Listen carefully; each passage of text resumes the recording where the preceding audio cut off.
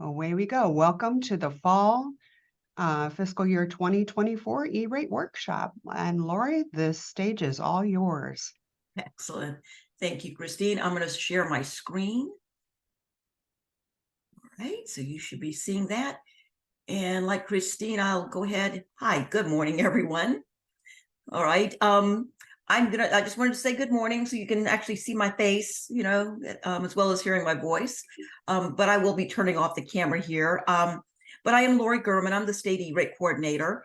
And our focus for today is basically all things E-rate, if you want to talk about a focus. So let's look at the agenda. I was looking through the list of participants, a lot of familiar names, but also some new names. So welcome, everyone. Because you may be newer at E-rate, and when we talk about being new at E-rate, keep in mind it typically takes 3 full years of filing to really get this under your belt. And the reason we talk about 3 years is because there's a lot of overlap with the program. All right, so if you're 3 years or less, you're still considered a newbie. All right, so hopefully this E-rate overview will be talking about a lot of the program basics, the purpose of the various forms, how the program works, the discount rate, how is that determined. So that's all under that overview. So even if you've been filing for a while, hopefully this will be a good refresher, because often some of the things that we do this once a year, and trying to remember from year to year, exactly, what does that field, what is it looking for? All right, hopefully that will help, like I said, be a refresher for you. We will talk about eligible services and equipment. So it's important to know, obviously, what's eligible for E-rate, but also what's not. All right, and some of the requirements around, like if you're applying for the equipment. So leading into that, if you are looking at applying for connectivity equipment, we'll talk about category 2, how that funding works. Again, some of those requirements. How do you determine your budget? Now, we will take a break, probably a 10-minute break sometime this morning, just to give you a chance to kind of, step away. For me, go get another cup of coffee. All right, so we will take a short break there. And then just depending on the flow, how things go, we will be breaking for lunch, around noonish, okay? So after talking about the category 2 budgets, we'll go through the application process. All right, we'll talk about the various forms, the purpose, the general time of year that we file those forms. All right, but we'll go through that process. Now, this time of year, this is when we start the bidding process. So our focus for this morning will be more about, going out to bid, some of those, restrictions. All right, some best practices as well. We will talk about program updates, and there are a number of them. All of them are welcome. All right, but we will be talking about some changes that will be coming, as early as this, upcoming 24-25 funding year. And then we'll finish off the morning with the E-rate Productivity Center. Basically, how do you get into the portal? Where do you go if you want to apply for category 2 funding? As an instance, that you need to go in and update your square footage. All right, so we'll talk about where to do those things. And as Christine mentioned, as we go through this, please don't hesitate to ask questions, so that way I'm not feeling like a talking head. All right, so first off, what is E-rate? Well, it is a federal program, and it funds up to $3.9 billion annually. All right, so that's the cap that this fund has. Now, keep in mind, this is considered a discount or reimbursement program. All right, the funds for this does not come from the federal budget. We all pay into the Universal Service Fund, every phone bill in the country. All right, if you look closely at your bill, you'll see that there is a universal service fee. All right, so we all pay into this, and the funds go to the FCC, the Federal Communications Commission, and it basically funds 4 different programs. E-rate, or the Schools and Libraries Division, is just one of those 4. Now, I mentioned it's a discount program, so the discounts range anywhere from 20 to 90%. All right, on the eligible equipment or services. So again, we'll talk about what's eligible. Now, just a couple of program principles to be aware of. All equipment and services have to go out to bid. All right, and we'll talk about that bidding form. However, there are a couple of exemptions that we'll be talking about. Again, makes it a lot easier, especially for our libraries. If you have a lot, smaller library branches, that you may be able to use some of these exemptions. Now, I mentioned this being a discount program, 20 to 90%. So it's really important that you show that you pay what we call your non-discount portion. All right, so there's a couple of ways that you can file as far as how you're getting the funding. One of the ways you can do that is to communicate with your service provider, your vendor, that you want a discounted bill. So if your discount rate is 80%, then the service provider would bill you 20% of that cost, and then it falls on the service provider to file the paperwork to get the balance, that remaining 80%. All right, but it's really important. So in this example, that you pay your 20% of the cost. It's something that we've seen over the years where we've had vendors, say, if you'll go with us, we won't bother billing you for that portion. Right? That's against program rules. That is a violation. So again, you have to show that you paid your portion. Now, I mentioned that, this program is through the FCC. So they are the organization that sets the rules, the policies. All right. They're the ones who make the decisions, as far as what's eligible, what's not. But USAC, the Universal Service Administrative Company, there's a nonprofit company that the FCC has contracted with to manage this program on a day-to-day basis. So they're the ones that, will actually look at our applications, go through that review process. All right. Now, I think Christine, commented, here we are in November and we're already talking about filing for 2024. Well, we start this process anywhere from 6 to 12 months in advance of the funding year. All right, because when we talk about the bidding process, depending on the size of the organization, that procurement process could be quite lengthy. In some cases, if it's a state level contract, that you're going to be applying for, again, that can take, quite a bit of time. So that's why we start this process so early. Now, as we talk about the various forms, and if you've been filing E-rates at all, I'm sure you can attest to this. The program is highly deadline driven, all right, because you've got so many different forms and each one has a different deadline.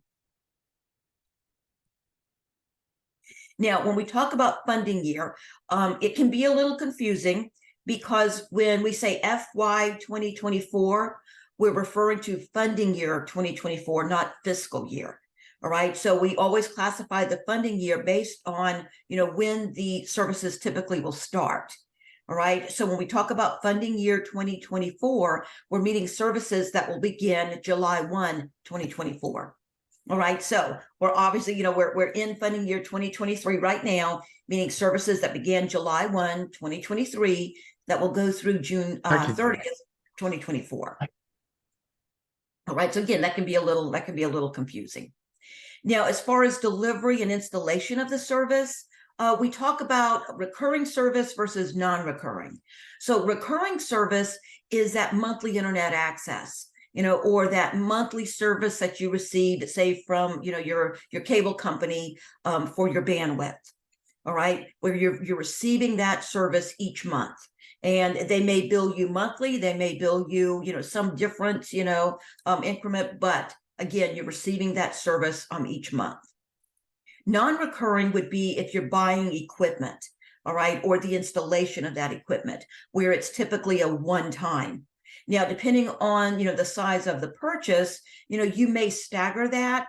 You may do a partial, basically, purchase a portion, all right, of that equipment.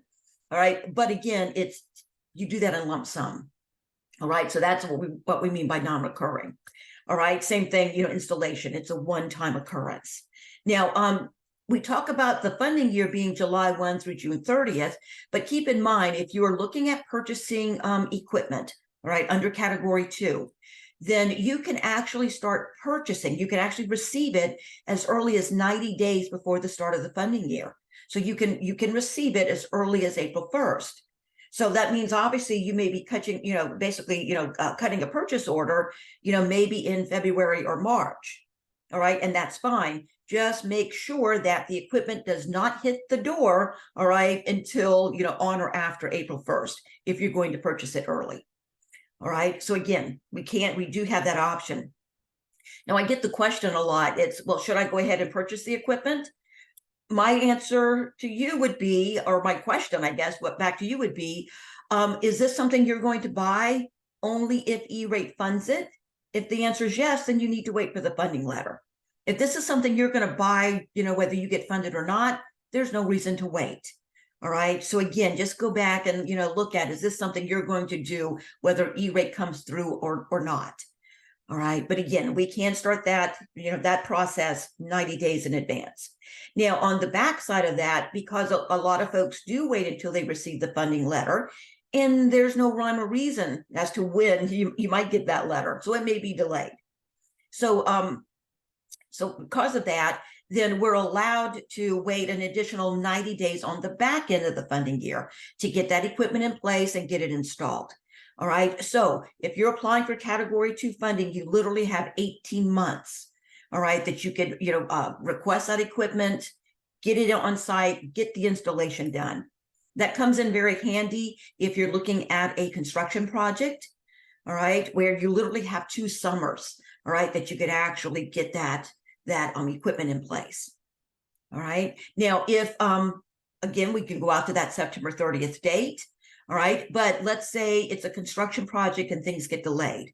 You could actually, there's an E-rate form for everything. All right. You can fill out what's called a Form 500 and ask for additional time. You could actually extend it out another year. All right. If the delay is, it's out of your control. All right. Such as a construction delay.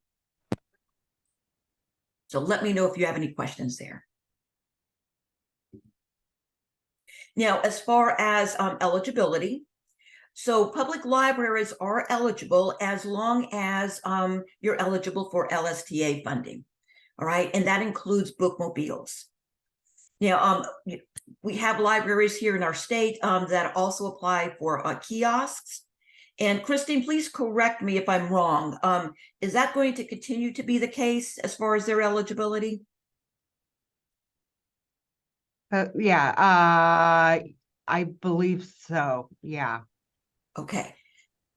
I had heard some rumblings that might change, but as it stands right now, as far as if that kiosk, it might be a book nook or something like that. But as long as it qualifies for the LSTA funding, then that is an eligible entity. That is the way we've been operating, and that's what the Okay. way we're planning to continue to operate. And if Okay. Don has anything else to add, go ahead and pop in, Don. Okay, like I said, I just heard some rumblings. I just wanted to make sure. Because again, we have been applying for both the bookmobiles and the kiosks. All right. But again, as it stands right now, that they are eligible. Now, well, as far as schools, again, if it's public, non-public, all right. But then we also have what we call non-instructional facilities. So that could be a separate admin building, a separate data center. It's a building that's serving the library system, but not open to patrons. All right. So again, those facilities do qualify, but they qualify for internet and bandwidth only. So if you needed to purchase equipment, all right, access points, switches, all right, for that separate admin or data center, okay, E-rate would not cover that equipment. All right, it has to be for the library branches, where patrons actually come in. Now, in the system, every what we call parent organization, all right, has what we call a build entity number. All right, so that again, such as a library system or school district, all right, would have this BIN, build entity number. And then each entity under that would be considered a child entity. All right, so you've got that overarching, I refer to it as an overarching umbrella, as the library system. And then the main library and each branch facility would have its own entity number, all right, as a child entity. Now, if you need a new entity, maybe you're opening a new, kiosk, maybe you're getting a second bookmobile, We do not have the ability to create the entity numbers ourselves in the E-rate portal. You would have to contact USAC at their help desk and let them know that you do need a new entity number. All right, for that facility, and they'll have a series of questions that they'll ask. If it's a new library branch, what's the name, the address, but some general detail. But again, you would have to reach out to USAC to request that number. Now, I mentioned the E-rate Productivity Center, the portal. This actually was launched in 2016. So this is where we file all of our forms. All right, there was a program change over the last couple of weeks where the final E-rate form, it's the form that we file for reimbursement, was finally moved into the portal. All right, so now all of that functionality is within EPIC, the E-rate Productivity Center. So again, this is where when you file the applications, if there's a review question, the reviewer will send you an email letting you know that there's some inquiry, and then you would log into the portal, all right, to answer their questions. But this is also where we would go in if you have a new staff member that you want to, be able to have access to the portal. Each organization has what we call an account administrator assigned. So the admin can go in and create user accounts.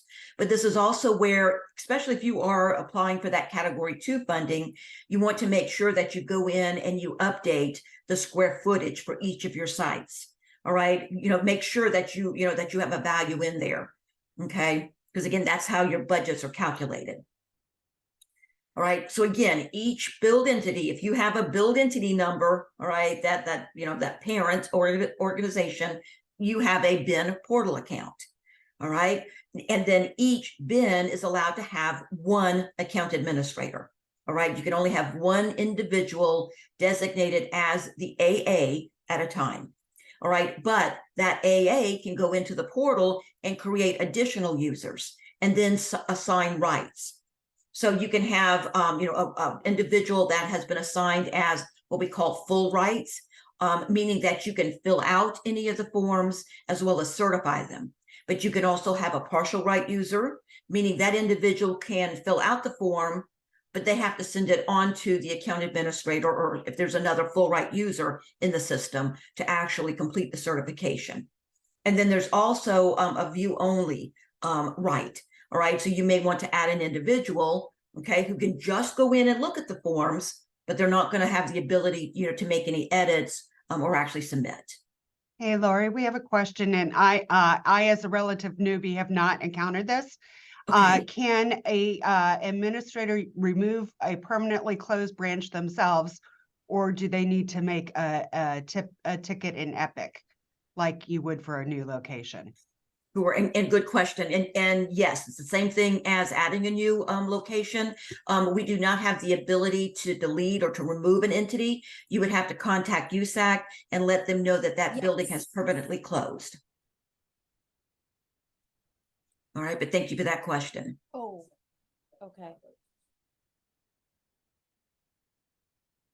So right now we're in this period of time called the admin window. So what happens is, once USAC processes the bulk of what we call the Form 471s, all right, and I'll be explaining that form here shortly.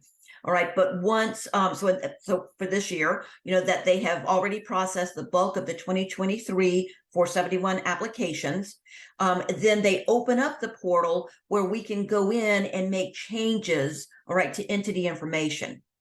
Because whatever we put in that portal will get populated on our 471 applications.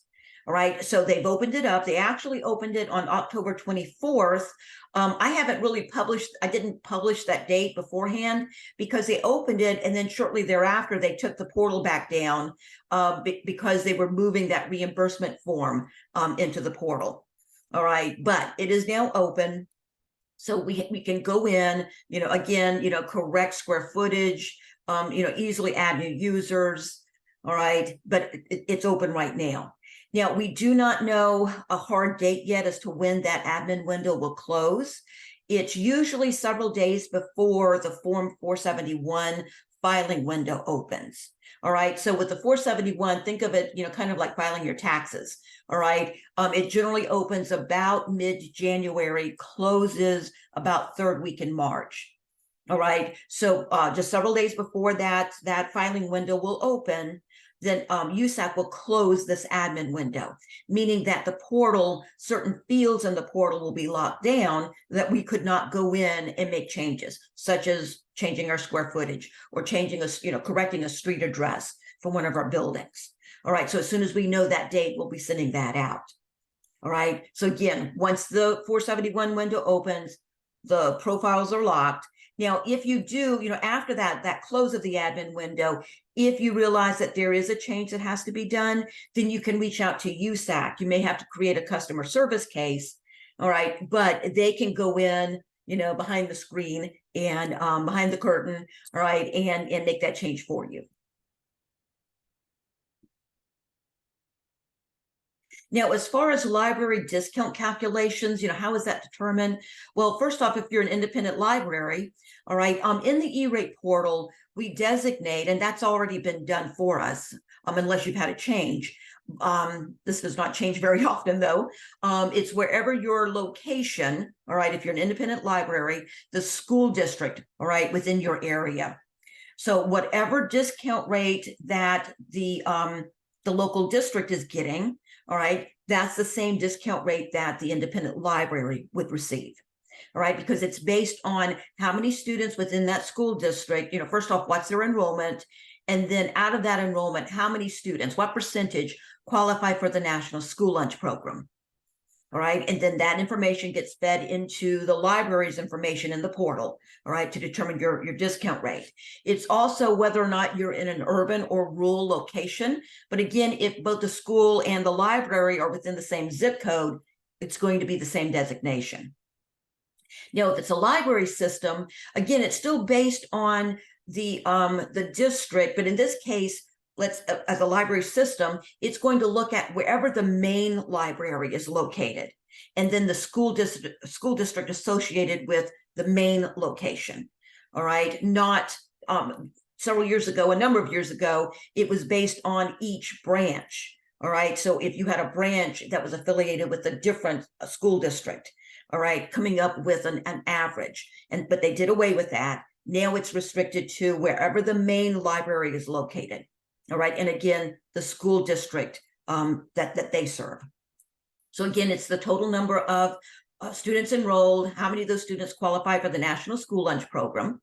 All right, and then it's also going to look at, for each library location, all right, are you in an urban or rural location? And then it's whichever is the majority. All right, so I'll show you what that looks like. Now, we can see here, looking at the school district, looking at their enrollment, all right, and their NSLP, National School Lunch Program data, all right, we can see that 29% of the students within that district qualify for the lunch program. All right, but then we look at, so each of our library locations, all right, are you in, based on your zip code, are you in a rural or urban location? All right, and it's whatever's the majority. Now, if you do have one of those, what we call non-instructional facilities, all right, a separate admin building, the data center, so on, all right, those do not count when we're looking at urban rural. All right, so again, it's whatever's the majority. All right, so then we go to what's called the discount matrix. Now, it's not a one-to-one correlation, all right? So we look at, look at the band. So we'll see that at 29% in SLP eligibility, that would put them obviously in the 20 to 34%. So we then look at, okay, so this was an urban designated library system. So then we fall under the urban column, all right? So in this case, this library system would be at a 50% discount rate, as well as that school district. Now, if you look at this, we have the urban and rural. You'll notice until we hit 80%, the rural locations receive a 10% higher discount rate, unless it's at the very bottom, it's 5%, all right, because it does cost more to get services out to those rural locations, all right, so that's why the difference. Pardon me, I've been doing all-day training every day, so my voice is getting a little ragged, so please bear with me. All right. Now you'll notice that, again, it goes from the 20% up to 90%. But when we look at category 2, if you look at the highest discount percentage, all right, it's the same across the board until we get to that highest discount level. All right. So if you're at a 90% discount rate for your anything under category 1, your internet, your bandwidth, all right, Cat 1, you'd be at 90%, but with category 2, you would receive an 85% discount rate. The FCC has said, you need a little more skin in the game, all right, to make better purchasing decisions. So again, okay, that's the only difference there. Now, the school districts are actively going in and updating their student counts. So you might want to, go in, especially after the admin window closes, and you can go into the portal and ask to see, your discount calculation. All right. And when we look at the portal this, later this morning, early afternoon, I'll show you where to find that. All right. So that way you can do, better planning based on what the district reported. Is that going to impact your discount rate? All right. Any questions there? All right.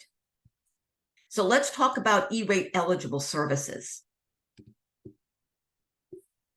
So I've already mentioned this category 1 versus category 2. So what is the difference? So when we think about category 1, that is services to the library. All right. So our internet access, our bandwidth. Yeah, as I've already shown you, the maximum discount rate for that is 90%. All right. But there is no funding cap. When we talk about budgets, that's all around category 2. All right. So there is no funding cap under category 1. The cost just has to be reasonable. All right. So, service providers have to follow what we call lowest corresponding price, LCP. All right. What we mean by that is a service provider, all right, say you're like your local telco, they cannot charge the library system or the school district more, for a service just because you're receiving E-rate. Early on in the program, that would happen. It's, E-rate's covering part of the cost, so we can charge you more. All right. And so in order to cut down on that, this is where the FCC started, imposing this lowest corresponding price. All right. So the providers have to charge the same price, for all customers, basically in a region, right, in a similar area. Now, when we talk about category 1, this is that monthly service. So it would go from the July 1 to June 30th date. All right. And remember, all buildings are eligible, whether it's one of your school or, your library. I've been conducting school training every day. All right. So whether it's a library branch or that non-instructional facility. All right. They all qualify for category 1 funding. But category 2, this is the service and equipment that goes inside of the libraries. All right. Again, our library branches that serve our patrons. Now, again, what's going on within the 4 walls. Now, under category 2, there are 3 subcategories. The first is called internal connections. That's the hardware, router, switches, access points. It could also be structured cabling if you needed to put in network drops, right, as well as the installation of that. All right, the second subcategory there is basic maintenance of internal connections. So just what that implies, all right, a basic level of maintenance for the router, switches, access points, and so on. The third subcategory is called, we refer to as MIBS, Managed Internal Broadband Service. So this is where you can contract with a third party to do that day-to-day, operation, management, monitoring of your network. All right. Now, I've seen a number of library systems that use this type service, and that service may include, the operation, the management of your network equipment, but could also go down to your file server, down to the end user device. All right. Now, E-rate does not cover general file servers or, basically your desktop computer, your laptop, whatever, end user devices. So if you are looking at that kind of service, make sure that you request that the service provider split the cost to show here's the cost for the eligible equipment versus the ineligible items. All right. And when we talk about a little bit deeper into what's eligible under Cat 2, all right, we'll get into that a little bit deeper. All right. But again, when you file that bidding form, you can ask, give us a cost for both the eligible and the ineligible. Now, we talked about how the maximum discount rate under Category 2 is 85%. All right. And again, with Cat 1, there is no funding cap there under the Category 1. Category 2, it is subject to a 5-year budget. All right. So our funding year, all right, 2023 that we're currently in is year 3 of our current 5-year budget cycle. So anything that we're applying for now would be for the 24-25, which is year 4 of that cycle. So when you go back and you look at your Cat 2 budget, you basically have 2 more years to use the fund, all right, to basically use those funds. At the end of that 5 years, so basically June 30th of 2026, any monies left in that budget will be zeroed out. And then July 1, 2026 starts a new 5-year budget cycle. All right, so everything gets zeroed out, does not carry over, but July 1, 2026, you get this new 5-year cycle. All right, now I've talked about how you get this 18 months, all right, for the equipment and NIFs not being eligible. All right, so let's talk about eligibility. All right, Category 1. So, the most common Cat 1 services that we see being utilized is leased lit fiber. You could also have a cable modem, a DSL, a fixed internet option there. All right, that's what we see most commonly. It could be just for the circuits itself, which we see a lot with our libraries. Since Oakland provides the head-end circuit to the main library, then the library system will file for the circuits down to the branches. All right, so and Oakland providing the internet access. All right, so again, a lot of libraries will just apply for just the circuit down to the branch. Now, if you're in a remote area where it's not feasible to come back to the branch, you may do an internet bandwidth bundle. All right, so again, these are the most common. Now, just so that you're aware, I don't see many libraries utilizing this. I see this more on the school side. But just so that you're aware, there are some other types of fiber implementations that are eligible. One being what we call leased dark fiber. And again, I have seen some libraries, like I said, but just not many, utilizing this type fiber. This is where maybe it's a local municipality where they're already running fiber around town, and they're going to allow you to utilize their fiber. All right. The reason we call it dark fiber, it means that somebody else owns it, but you have to basically pay to light it. You have to provide the electronics. All right. The provider in this case would not light it for you. Now, if you are looking at a dark fiber implementation, these do, just so you know, these do take quite a while to get approved. There's lots of scrutiny around it. All right. And when you go out to bid, you have to compare cost for dark fiber as compared to a leased lit fiber option, and what's going to be more cost effective in the long run. All right. So what would it cost, to put in dark fiber, pay, some hefty installation cost, maybe it's $100,000, to install it. But how does that compare saying, paying for leased lit fiber over 10 years? All right. So again, you have to do that comparison. The other fiber implementation is what we call self-provision fiber. And again, I see a lot of districts utilizing this, but this is where you're building out your own network, all right, where you're trenching, you're laying fiber to connect 2 of your buildings. All right. Again, lots of scrutiny around these, but I just want to make you aware that these are eligible. So the cost of the material, the cost of the labor, all right, and then if there's some maintenance operation cost. All right, so again, that would be eligible there, but lots of bidding requirements.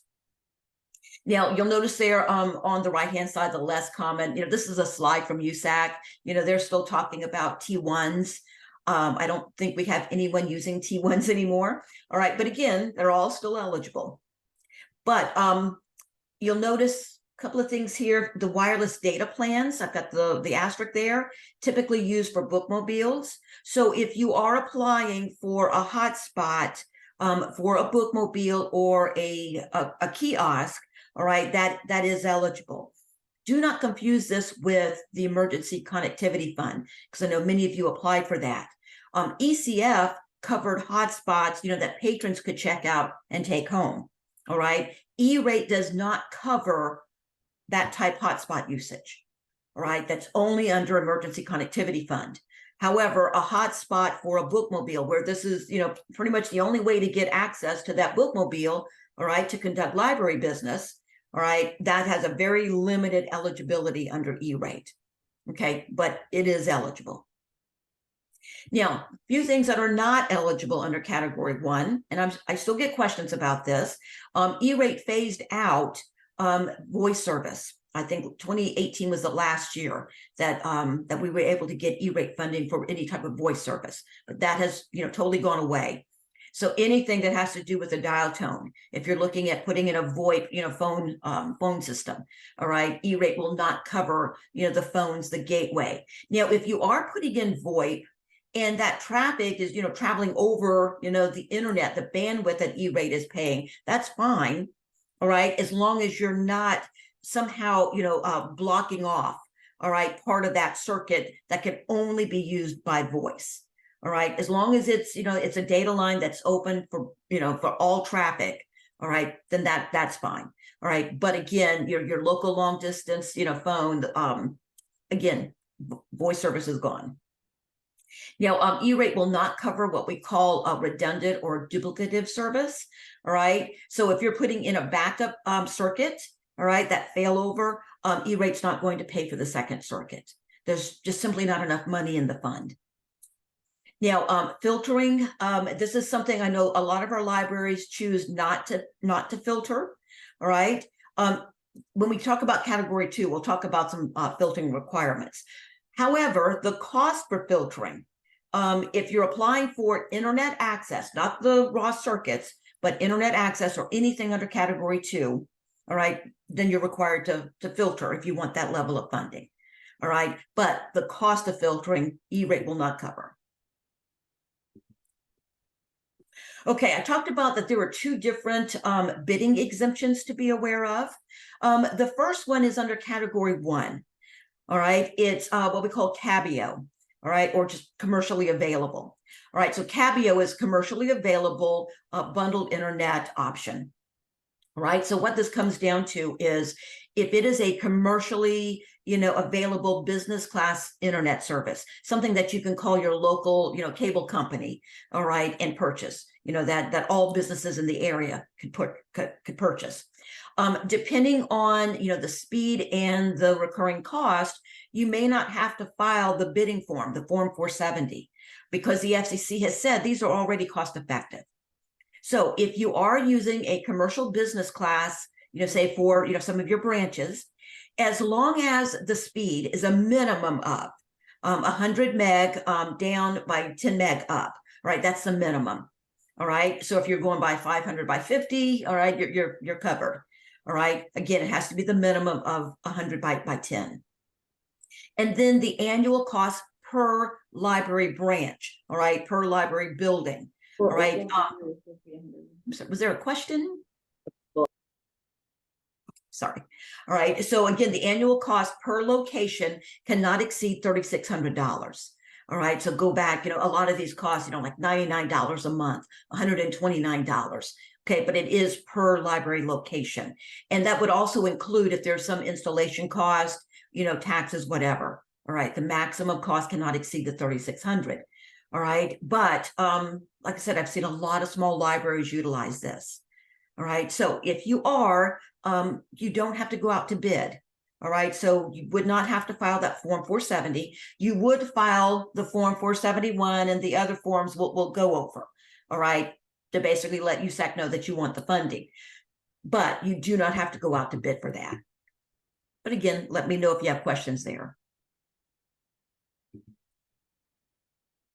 All right, so that's pretty much Category 1. When we talk about Category 2, I mentioned that there are 3 subcategories. All right, so we'll look at each one of those. Now, I mentioned internal connections, that it's the connectivity equipment. All right. So if you are, looking at wireless access points or a controller, all right, that would be eligible. Routers and switches, in-building structured cabling. So if you're running network drops, all of the material cost, all right, the spool of cable, all the widgets.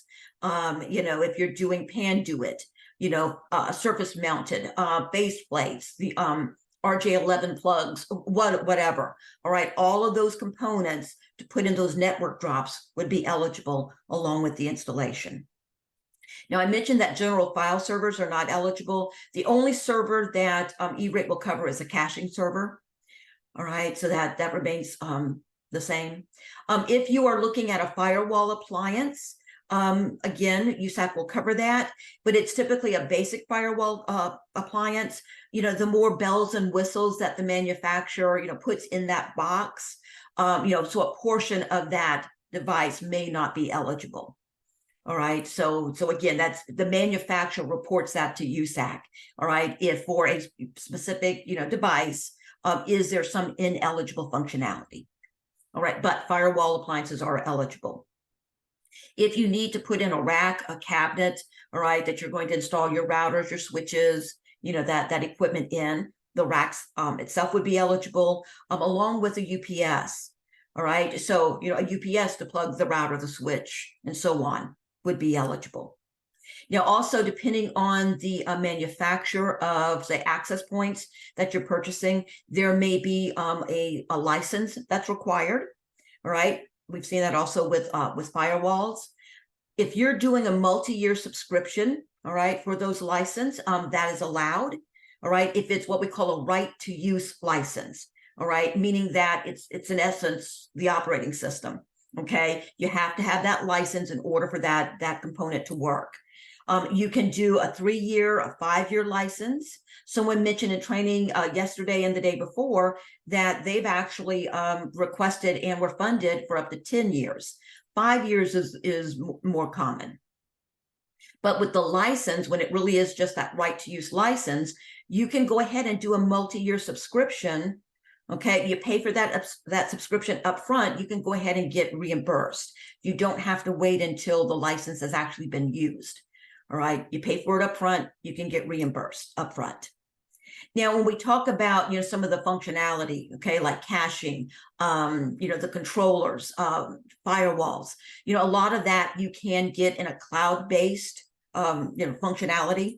All right, so again, that's eligible as well. All right, if you were to do this in, hardware, all right, if you can get a cloud version, again, both eligible.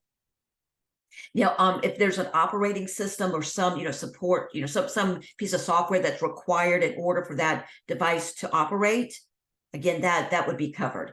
Now, I've gotten the question the last couple of days, well, what if it's a piece of software that allows us to do more robust management, ourselves? Typically, those are not covered. All right, it's just the software that you have to have in order for that device to operate. All right. I mentioned that installation and configuration. Okay, that is eligible, whether it's that structured networking, putting in network drops, or installation of the equipment. If there are taxes and fees, if there's shipping costs, again, E-rate would cover those, as well as basic training. If someone had to be trained on the operation of, say, that firewall appliance. All right, it's not, it's for basically the technical staff. How do we operate that? All right, not general, professional development. Now, what's not eligible under Cat 2, you may have been hearing a lot of chatter about cybersecurity. That was something that was being pushed, asking E-rate to cover cybersecurity from both our school and library applicants. Currently, cybersecurity is not eligible under E-rate. Now, when we talk about updates, the FCC is looking at doing a cybersecurity pilot. All right, but it's very limited. It's 200 million. It's a 3-year pilot. So that tells us that they're looking at a 3-year pilot.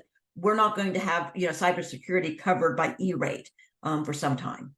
All right, so again, not eligible.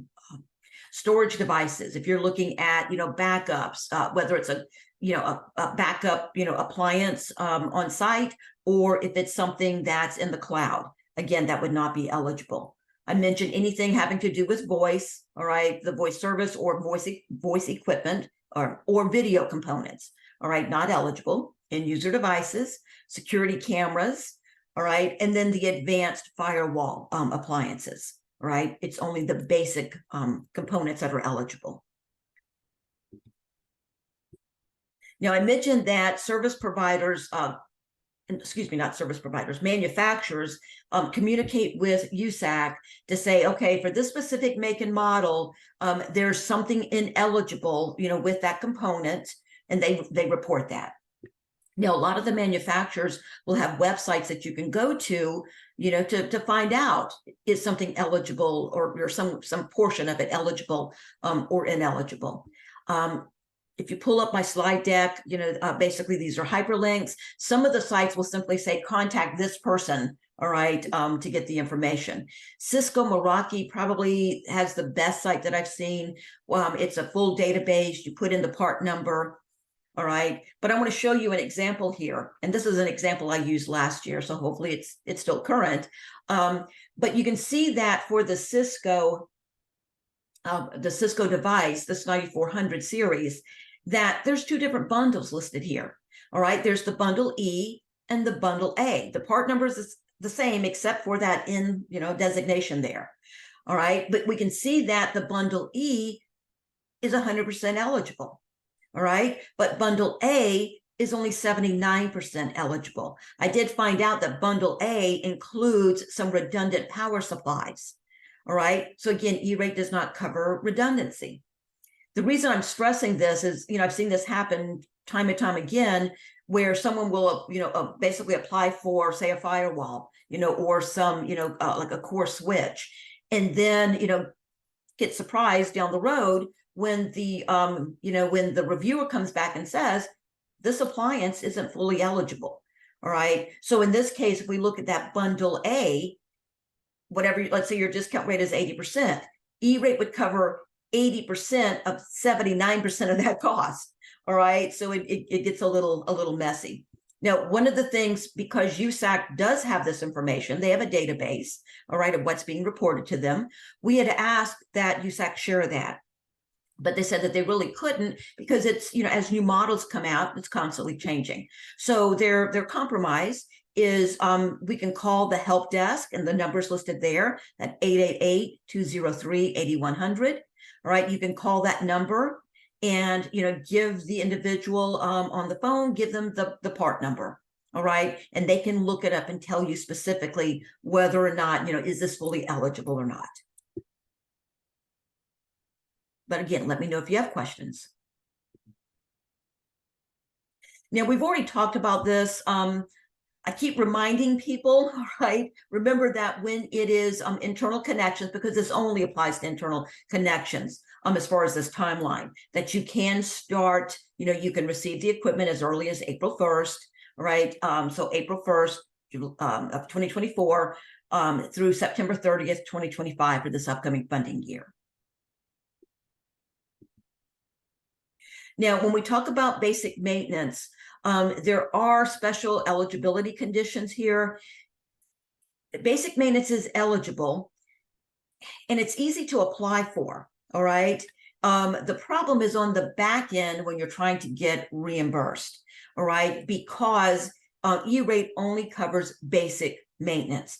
And the way basic maintenance is defined, it's that type of service or that type of maintenance agreement where it covers just the, just the basic tech support, configuration changes, firmware updates, bug patches, that kind of thing. All right, just the most basic. So, with that, you can go ahead and pay for, a year's worth of basic maintenance at that most basic level. You can go ahead and pay the invoice and then file for reimbursement. You don't have to wait until the end of the funding year to prove whether you had, a maintenance occurrence. All right, but again, it has to be classified as that, most basic level of maintenance. So, if you have a maintenance agreement that allows for next day, next business day delivery of a replacement piece, that is not covered. Okay, that goes beyond the basic level. All right. One of the things that we've had an issue with is, let's say you're doing a 5-year maintenance agreement. All right, this is totally different from doing, say, a 5-year license subscription. Remember, with the license, you can pay for all 5 years up front and go ahead and get reimbursed. However, when it falls under basic, if it's basic maintenance, you may have to pay all 5 years up front for that, 5-year maintenance contract. All right, but E-rate will only reimburse you up to 1 year's cost at a time. All right, so again, we've had a lot of issues with that. Now, if you do have a maintenance agreement that goes beyond that most basic level, a lot of these contracts will cover, X number of hours per year. All right, so let's say you have a contract that covers up to 50 hours. If it's that type contract, you have to keep a maintenance log, all right, of every occurrence for every piece of, eligible equipment. So, you may be paying for 50 hours because that's what you're contracted for, but looking at your maintenance log, maybe you only use 20 hours. So you would only get 20 hours reimbursed. Okay. Some of my colleagues in other states actively discourage, their applicants from applying. I have not taken that stance, but I do want to make you aware, if you're using your Cat 2 budget for this, you may not get, what you actually asked for. All right, because it is messy. Okay, so and when we talk about maintenance, even though this is under Cat 2, remember maintenance is considered a recurring service, so it only covers from July 1 through June 30th. You don't get that April, to September coverage. All right, and then the MIBS that I mentioned, that managed internal broadband service. So this covers the operation, the management, the monitoring of your LAN, as I mentioned. All right, but does not cover file servers or end user devices. There are 2 ways that you can implement MIBS. One would be you could contract with a service provider that, in addition to providing that management, that support, that they could also roll in the cost of the equipment. All right, so that you're leasing that equipment. All right, so that's one of the options. The other option is to say, I want management on equipment maybe that you already own. All right, or you don't want to go that lease option. So maybe this upcoming funding year, you need to add some additional access points, to what you already have installed. All right, so you can indicate that you want management of the equipment you already own or will own. All right, and get that written into the contract. So you can do that one of 2 ways. Now, because this does fall under Category 2, it's subject to your Cat 2 budget. So this is a question I got yesterday from a school district where they had entered into a 5-year MIBS contract. Okay, and again, this is a annual recurring service. It's, do we need to look at how does this affect our budget? Well, if this contract, let's say it's $10,000 a year, all right, a 5-year budget, you would need to make sure you've got that money in your Cat 2 budget, all right, through the end of this 5-year cycle, all right, to cover it. Okay, so again, this is something I see a lot of small libraries, small school districts use, where maybe you have very limited IT staff, but it is a very good option. Okay, here's the second bidding exemption that I want to make you aware of, because this is brand new. You may have heard about the tribal library order that came out. So looking at our tribal libraries in our country, when the FCC, approved, they're being eligible for E-rate, some of the things that, they made eligible for the tribal libraries, they pushed out, to, in some cases, both our school and library applicants, in some cases, just library applicants. All right, so we do have a library, basically a small Cat 2 bidding exemption. Okay, so as of right now, this only applies to libraries. We're waiting on the FCC. They're looking at, do we push this out to the schools as well? So as of right now, it's only for the libraries. But it's very similar to that CABIO exemption. All right, so beginning with this upcoming 2024 funding year, if you are looking at Category 2, be it hardware or service, all right, as long as the cost does not exceed $3,600 per library location. So let's say you're looking at adding maybe 3 or 4 APs per library branch. Look at that total cost, all right, per site, right? So as long as that total cost does not exceed $3,600 per location, you don't have to go out to bid, all right? Again, it's already considered cost effective, all right?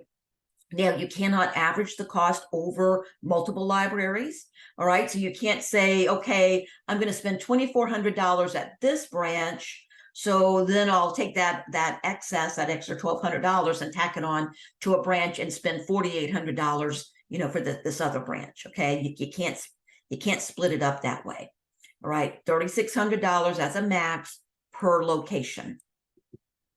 Now, you'll still file the 471. You just, you don't have to go through that whole bidding process. You just reach out to whatever service provider, that the service provider, participates in E-rate, meaning they have what we call a SPIN, a service provider identification number. They give you a quote, all right, and then you move forward filing the 471.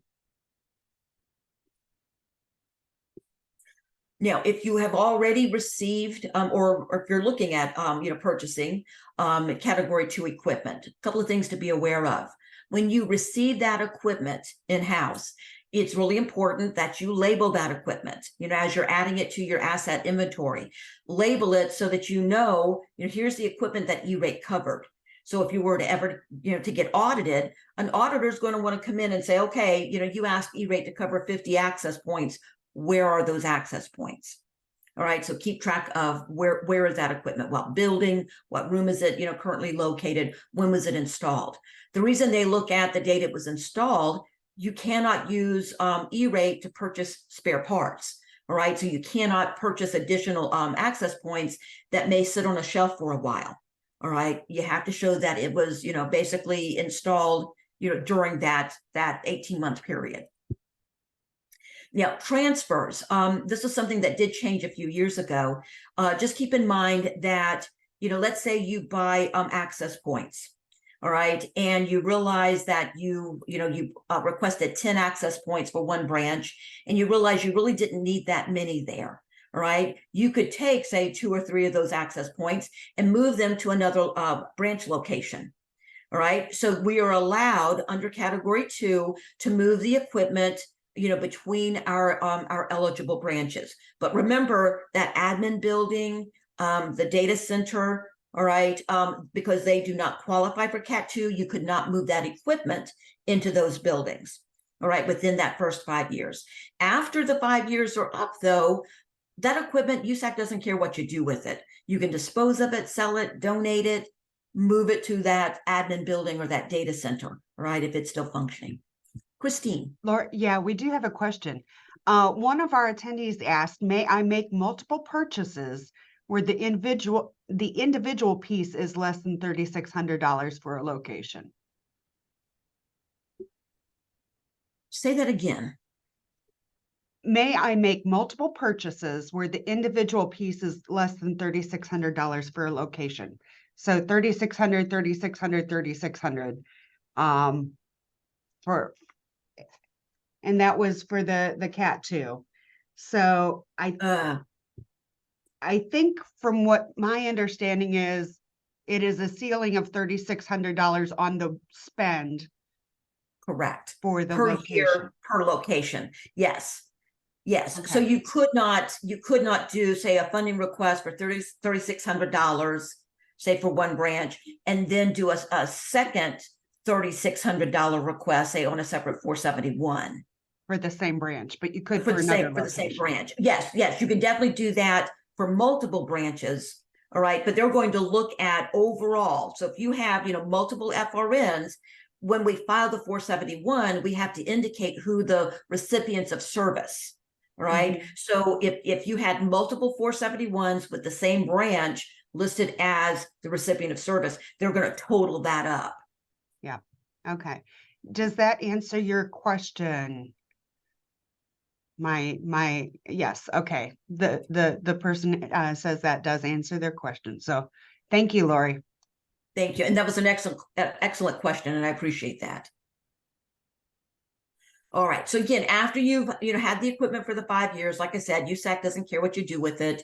You don't have to continue, keeping track of that equipment.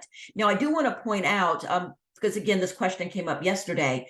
What if we asked E-Rate, to for X number of say access points, or a switch, and something happens where that equipment fails. All right. So if that happens before the 5 years are up, and I'm sure you're going to do this anyway in your asset inventory, you want to document what happened to that device. So again, should you get audited, all right, you've got documentation that says, okay, we asked for this Meraki whatever AP, all right, but it failed. All right, so it's been disposed of. All right, so you want to just keep track of that. But after 5 years, all right, you don't have to track it. Now, the asset inventory, because the document retention for E-Rate is 10 years, all right, so you have to keep that inventory, that asset inventory, that information, all right, for up to 10 years from the date of purchase. Okay, we've talked about NIFs not being eligible. I think everybody gets that, all right, but I do want to point out here, depending on the size of your library system, all right, you may have what we call shared equipment that might be housed within that NIF. All right, so let's say you have a separate data center where you're putting in, a router, a core switch, a wireless controller. All right, that's going to be sitting in that data center. Right, it's not open to the patrons. All right, it's sitting in that data center, but you can show that the traffic is going from the branch location through that data center. All right, so we are allowed in this case, even though that building where it's physically housed is a NIF, it's being used, all right, for those eligible locations. Okay, so in that case, that is fine that equipment be physically installed within that non-instructional, all right, within that NIF. Now, keep in mind though, if you're looking at say access points that would be used, solely by that data center, all right, that admin building, that would not count. That would not be eligible. All right, let's talk about Category 2 budgets. Let me check the time here. Okay. All right, so the way the budget is calculated for our libraries, well, let me back up a little bit. First off, in order to apply for this level of funding, you have to be CIPA compliant, all right? CIPA, the Children's Internet Protection Act, all right? And we'll talk about some of those requirements, okay? I've already mentioned that we're currently in a 5-year budget cycle that will go through the 25-26 funding year. Now, the FCC did declare when they started this current 5-year cycle that Cat 2 funding has been made permanent. All right, we had the initial 5 years with Category 2 funding. That was a beta, and that went through funding year 2020. The FCC said, "Yep, this is successful. So we're going to make this permanent." All right, but like I said, at the end of that 25-26 funding year, any Cat 2 funds that you haven't used get zeroed out, and then you get the new 5-year budget. All right, now the budget is calculated at the library system level. All right, so what we mean by that is we look at the square footage, for all of our library branches, all right, and it's based on currently $4.50 per square foot. So again, you just add up the square footage for each of those sites. Then you can decide, you don't have to spend, it's not like under the pilot where each library, it was based on that library site's, that branch's square footage times, that per rate. And you could not take part of those funds to spend it at another library branch. All right, that change started with 2021. So we look at the total square footage library system wide, and then it's up to you to decide which of those buildings you need to, purchase equipment or services for. All right, now if you do have a small library site, and the way it's calculated, it comes out to, if it's a building that has a less than 5,556 square feet. All right, so if you do the math, let's say it's 4,000 square feet, you're at $4.50 per square foot. That falls below our funding floor, which is $25,000. All right. So if your square footage is anything below 5,556 square feet, then that building is calculated based on $25,000. All right, for that budget floor. All right. So let me show you here in a minute what that looks like. Now, there are a couple of options. This is mainly if you are a library system, which is most of our library systems in the state, where you have 10 branches or less. All right, we have the option of calculating our budget based on the sites that go above that, that 55, 56 square feet. All right, with a combination of the smaller sites to basically calculate the budget amount. All right, but again, this is only for if you have 10 branches or less. All right, where you get to use this hybrid approach to calculate the budget. Now, we get to go with that highest aggregate total. Now, really important, if you have your bookmobiles listed in the portal, as well as the kiosks, since they both are eligible, all right? So a bookmobile is just treated like any other library branch, okay? So you put in the square footage of that bookmobile. All right, well, it's, X number of feet long, X number of feet wide, you put in that square footage. So if adding those locations, that puts you at 10 branches or less, you get to use this hybrid method. And hopefully this is making sense to everyone. All right, so here's an example. All right, so let's say it's a library system with 5 locations, and one of those 5 happens to be the bookmobile.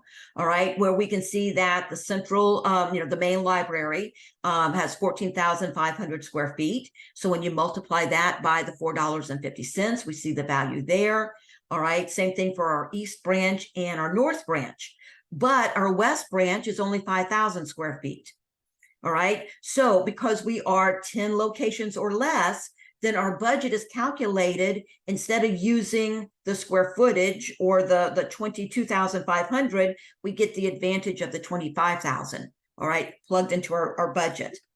All right, same thing with the bookmobile. All right, so instead of $1,152, that's based on 25,000. All right, but again, it has to be including those, the bookmobile or those kiosks, 10 locations or less. All right, so you can see the impact here, all right, what that's done to our budget. Because again, 10 buildings or less, 10 sites or less, we get to use the whatever that highest aggregate total. All right, so let me know if you have questions there. If you are, if you have more than 10, then it's based on total square footage, or you have to use 25,000 per site. All right, and I haven't looked at any large, larger library systems where 25,000 per site would, would be an advantage. All right, in that case, you go with your total square footage. Now, I mentioned, that you have to show that you paid your non-discount portion. Now, when we talk about these budgets, all right, so let's say in this case, the library system, their budget is just shy of $205,000.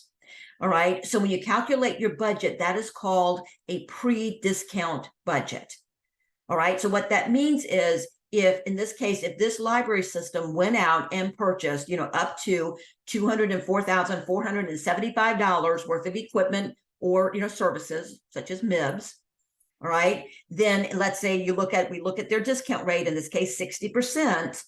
That means that E-rate's going to cover 60% up to that $204,475. Bottom line, you are never going to receive that full dollar amount. That is a pre-discount budget. You take that dollar amount and then you apply your discount rate. All right, because there's been a lot of confusion around that. Now, I've mentioned, that at the end of this current 5-year budget, that gets zeroed out, and then we get a new budget. All right, one of the things, I've had a lot of folks comment that as they get into this last year, looking at, maybe going ahead and doing some of those license, your subscriptions, all right, as a way of using up those budgets. But again, I know that it's out there. But we'll talk about the requirements, those CIPA requirements that you have to follow in order to be eligible. Now, if you do want to go in and check to see, what does your budget look like? If you have used your CAT 2 funds, how much do I have remaining? There's a couple of ways to do this. You can look at this in the E-rate portal, and we'll look at that later this morning. But there is another site that you can go to that's outside of the portal. The hardest part about this is you need to know what your billed entity number is. And if you don't know what that is, feel free to contact me. You can reach out to Christine. We can look that up and give you that number. All right. But you can also go to the hyperlink that's in the slide deck. This will take us to what we call open data. Right. This is USAC's, basically they have all kinds of data sets out there, right, that you can look up information. But this is the data set specifically for the CAT 2 information. So when you go to that hyperlink, you can search a number of different ways, but what you want to do is come down where it says BIN, all right, that's your billed entity number. You plug that number in, and then you'll click on apply, all right, and then it's going to come back. It's going to show here's that cumulative total of square footage, all right, for this library system, all right. Obviously, if you're an independent library, it's just based on that single site, all right. So here's the combined square footage, 45,117 square feet. As we read over, we can see that, yes, this is based on $4.50 a square foot. So doing the math, here's the budget, $275,000. Being confirmed, that means that the first year, starting in 2021, that this library system applied for E-rate. All right, the reviewers reached out and asked for verification to prove the square footage for those sites. Now, if you are applying for this and you go in and you make sure all your square footage is correct, if a reviewer reaches out to you to say, okay, we need verification, all right, you can reach out to Dawn or Christine. They can verify that for you. I do the verifications on the school district or the school side. All right, but again, it's showing us in the system that these numbers have been confirmed. Then it'll show us this is how much funding, all right, the pre-discount amount that has been funded to date. All right, so just a little over 13,000. All right, there's nothing pending, meaning that there is no open Form 471 for this this current funding year, all right, that hasn't been approved yet. All right, so that's why there's 0 under pending. All right, and then it shows us here's the remaining balance. All right, so in this case, this library system would have until, basically that 25-26 funding year to use those funds if they choose. And if they don't, right, anything they don't use, zeroed out. So again, this is just one of the 2 ways you can get that information.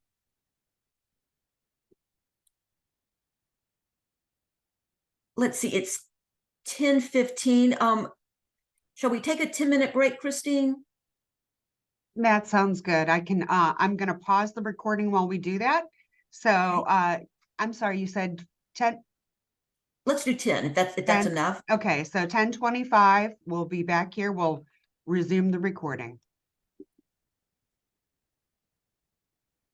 And here we are.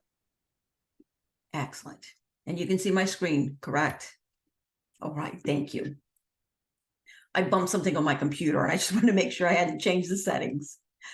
Excellent. All right, so let's talk about the application process. I've mentioned, the Form 470, the 471, that bidding process, whatever. All right, so let's talk about some of this, a little more detail.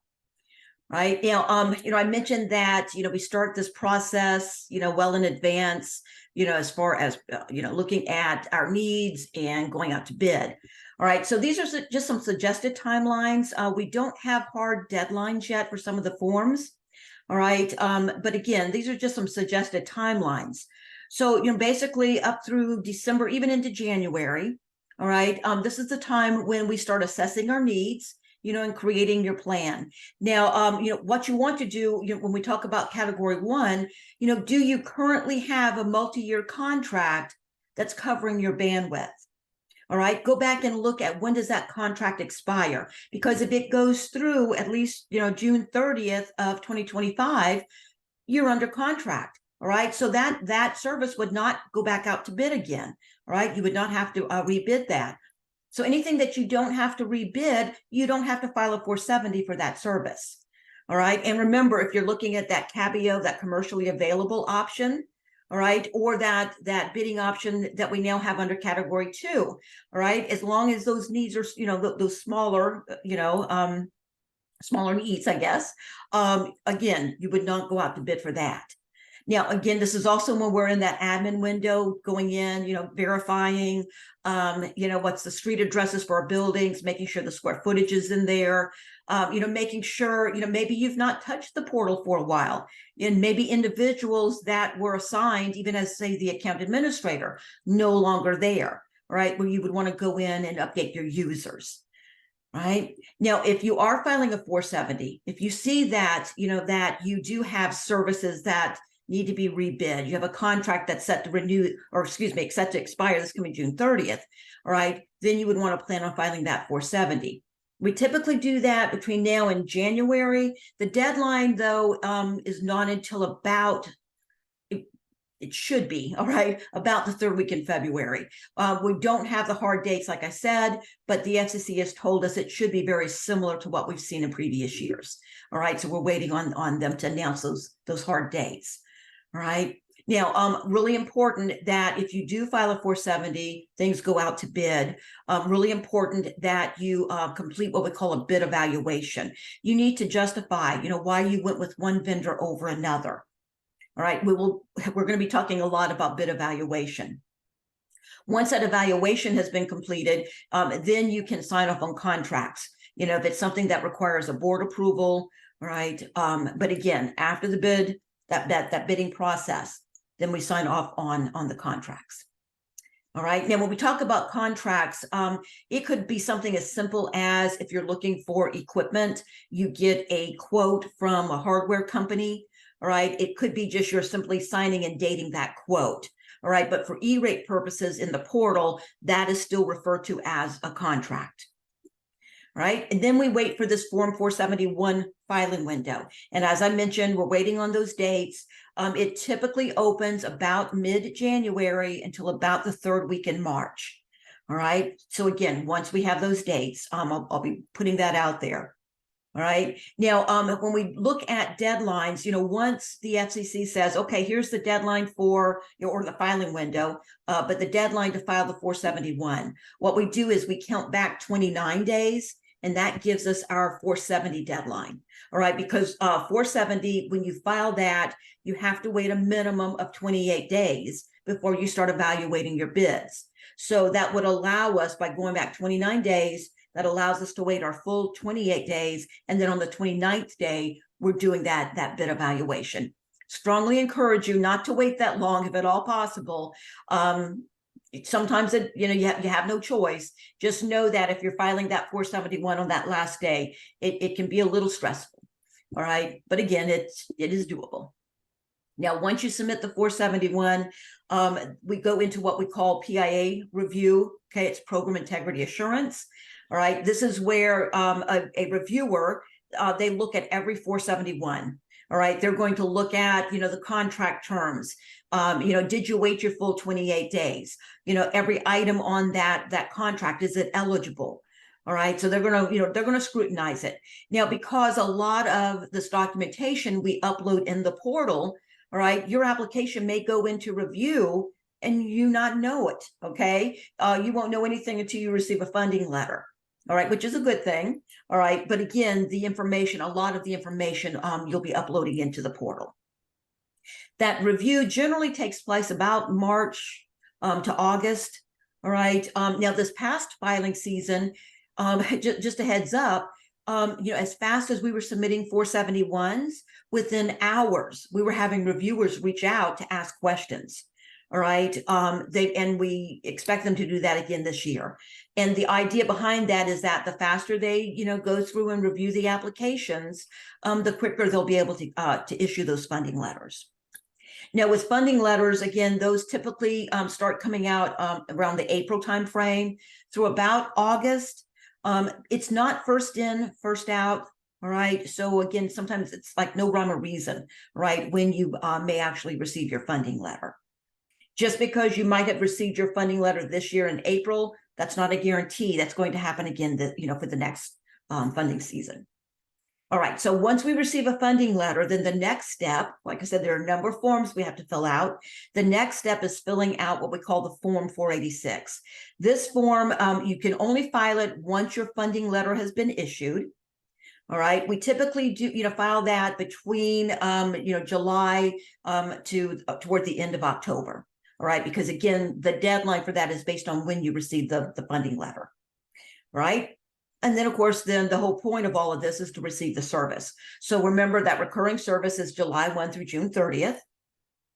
And then, through that process, then you pay the vendor. Now, if it's for category 2 for non-recurring service, all right, you do not have to wait until the end of the funding year to file that.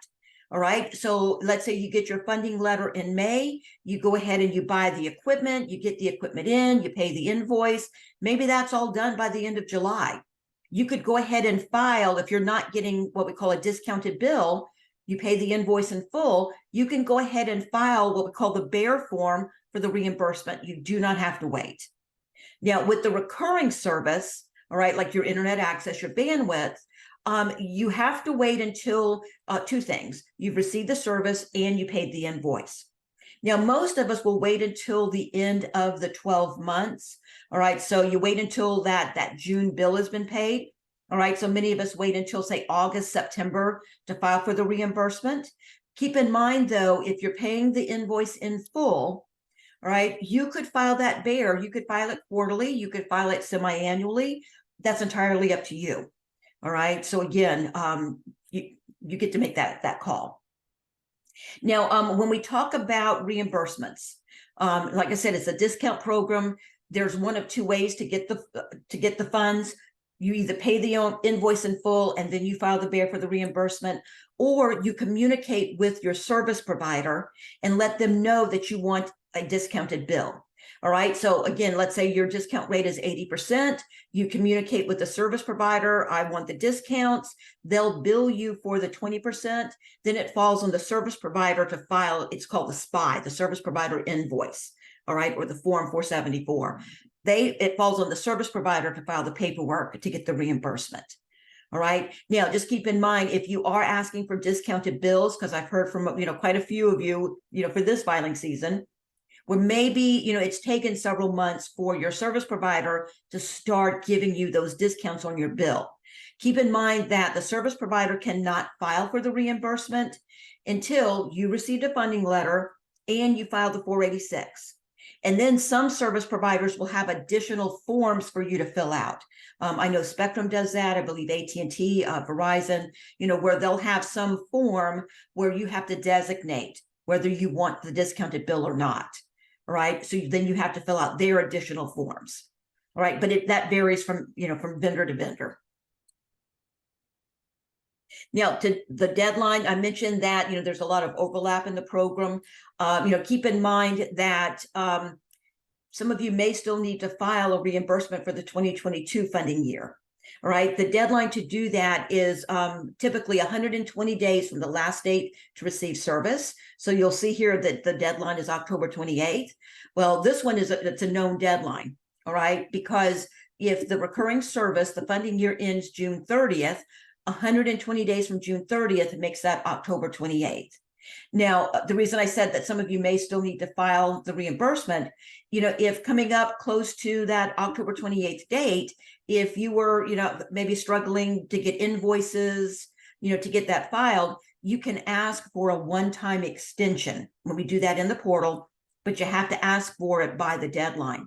All right. But if you did ask for that extension, it would give you an additional 120 days to get that filed. All right. But again, the deadline is typically October 28th. Okay, so when we talk about assessing our needs, like I said, just go back and check your contracts. Now, if your contract, let's say you have a contract that is set to, basically it ends this coming June 30th.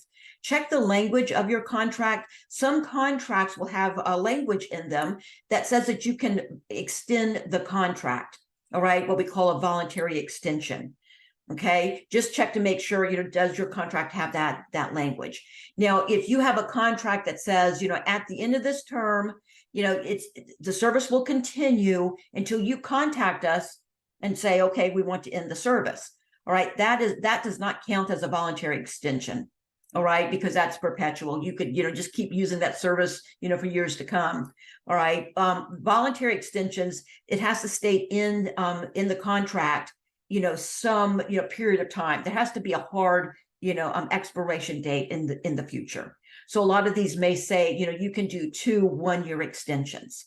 Okay, so again, if you have that extension, you can use that, meaning that you would not have to go out to bid again this year. All right, but then go back, like I said, assess your needs, make your plan. All right, the entity updates, for our schools, they're actively going in now and updating their student enrollments, their free, that National School Lunch Program count. All right, for our libraries, it's a little bit easier in that, you would only have to, correct addresses or update the square footage if you haven't done that already. All right, or provide that information. Now, you also want to confirm, though, that all of your entities are in the portal. So if you have, say that bookmobile that you want to request a hotspot for, all right, they have to be listed as an entity in the portal for you to be able to point to them as what we call a recipient of service. So again, you want to go, contact USAC if you need an entity number for any of those sites. All right. Now, with posting the Form 470, all right, if you are filing a new 470, you want to keep in mind, that when we file this, I mentioned that 28-day waiting period. All right, that's a hard and fast rule. Now, you can decide to go more than 28 days, if time allows, and still be able to meet the 471 deadline. You can give it more time. That's your choice. Just make sure that, let's say you're coming up, maybe you're at the 27th day, and you have a vendor reach out to you to say, I'm working on getting you a quote, but I need a little bit more time, and you may say, okay, I'm going to give you, we'll extend it out another week. That's fine. Just make sure that if any other vendor contacts you during that time, you give them the same deadline. All right. You give them the courtesy of that extended date. All right. So when we file the 470, I refer to it as a wish list, right? You're putting everything on there you think you might want E-rate to cover. Now, let's say you put, some equipment under category 2, you get the quotes. You're not required to move forward, all right, with that request listing it on a 471. The whole point of this process is to get bids. All right. Can we afford to do this? Okay, so again, we've had some vendors, especially around category 2 equipment, basically insinuate that because you put it on a 470, you have no choice, right? That is not the case. All right. Now, I do have a note here. If you're going to be included on the Oakland Omnibus 470 for circuits, all right, this is where Oakland is filing a 470 on your behalf, to get, hopefully some large quantity pricing. All right. So they are filing this 470 on your behalf if you've indicated that you want to be included. All right. So once those, those contract decisions have been made, then you will take that contract, file your own 471, but you'll reference that Omnibus 470 number. Right. Don or Christine, is there anything you want to add there? I can't think of anything. If you are interested in putting your branches on our Omnibus statewide 470, we're getting really, really good prices for that. And I was hoping to put that out tomorrow. So, if you need a little bit more time, reach out to us and we can talk about it. But I'd like to. I'd definitely like to get that out before Thanksgiving if I can. So yeah, but we're getting, we saw very, very good prices from vendors last year. And because just as a statewide agency, I have better reps than you do locally, and we have better relationships with them. So, think it over. Perfect. Thanks, Dawn. All right, but again, you still, even though it's, Oberlin may be filing this 470 on your behalf, then you need to be prepared to file the 471. All right, because 471s have to be filed every year. If you miss filing it, then you don't receive the funding. Now, if you are going to apply for both Category 1 and Category 2, when we file the 470, you are allowed to put both categories of service on the same Form 470. All right, that's not an issue at all. It's when we get to the next stage, the 471, where we're required to split that out. All right. Now, also, based on a question that I get often, you can have multiple 470s. So if, let's say you're not going to be on that omnibus 470, you can go ahead and file your own 470, all right, for your circuits. All right. And then maybe 2 weeks down the road, you realize, I'm going to try for some access points. You could file a second 470, say just for the Category 2. All right. So again, you can have multiple forms out there. That's your call. Now, we've talked a little bit about some of those bidding exemptions. All right. Now, let's say you have a month-to-month service. You might have this, say, for hotspots. All right. A hotspot for your bookmobile. And, typically when you contract for a hotspot, you're under contract, say maybe for the first 2 years. And then after that, it's a month-to-month service. All right. And you keep, basically getting billed for that service until you contact the service provider to say, we don't want to use this anymore.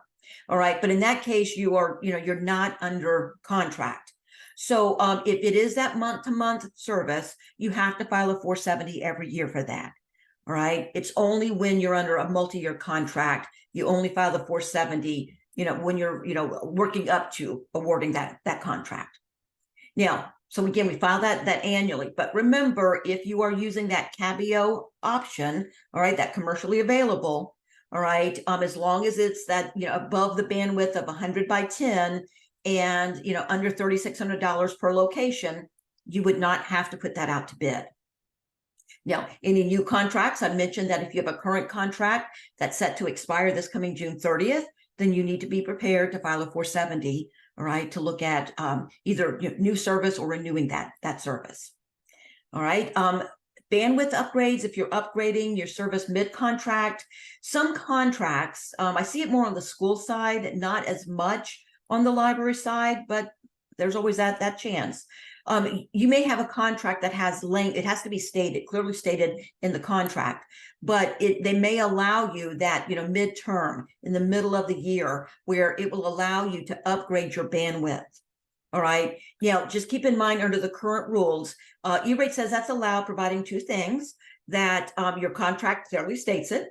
All right. And when we file the 470 for bandwidth, we put in a range. What's the minimum that you're looking for? What's the maximum, right, for down the road?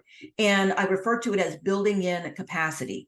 You want to make sure that you have an adequate range that, during the term of that, multi-year contract, if you need to do a bandwidth upgrade, all right, you've built in that adequate range there. All right. But again, some contracts will allow for it, but it does have to be clearly stated. I mentioned about contract extensions, that also has to be stated. So again, these are beneficial in that if it does allow for that voluntary extension, if you're happy with the service, that you basically put something in writing, check with the service provider. All right. Most it's just an email that you send to them, or you put something, in a letter form, and send it to them, basically saying, yes, we want to use that voluntary extension. And so now our new expiration date will be this, right? Let's say it's going to give you a 1-year extension. So instead of expiring June 30th, 2024, this will take it out to June 30th, 2025. All right. But again, check with the service provider, if you do have that option to extend. But you still have to file the 471.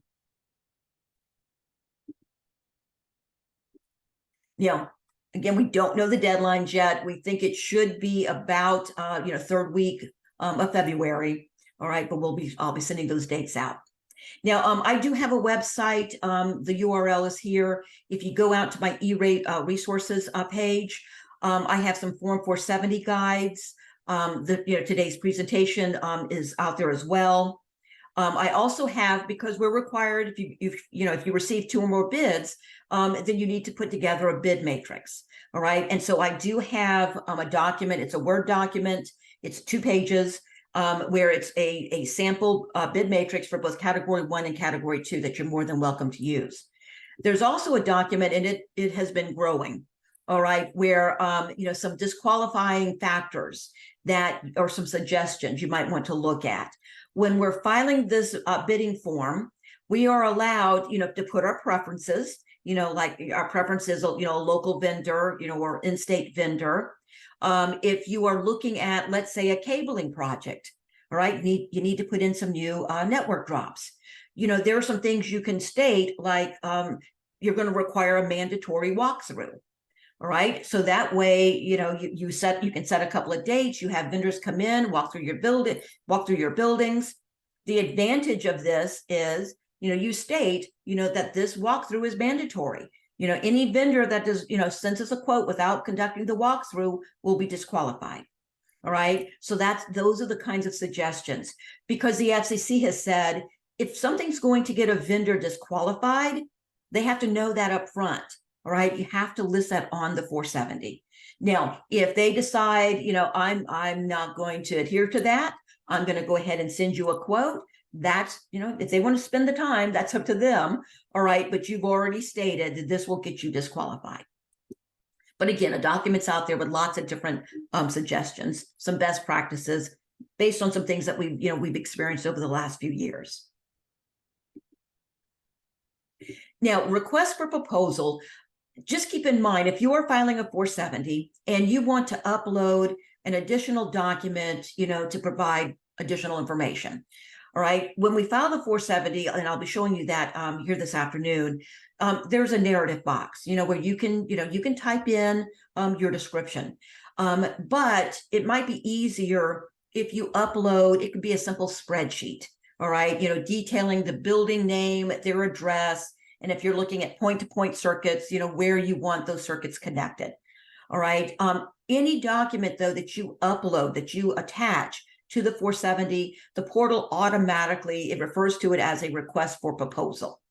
All right. But like I said, it could just be a simple document. Now, if you are applying for, say, a hotspot for your bookmobile, or a kiosk, that type service requires an RFP. So if you are applying for hotspots, be prepared, all right, to have that document to upload. Now, it could be something as simple as a Word document or a PDF with just a couple of sentences, all right, that we are seeking 2 hotspots to serve our, our bookmobile and our mobile kiosk, all right, something as simple as that. But you have to be prepared to upload that.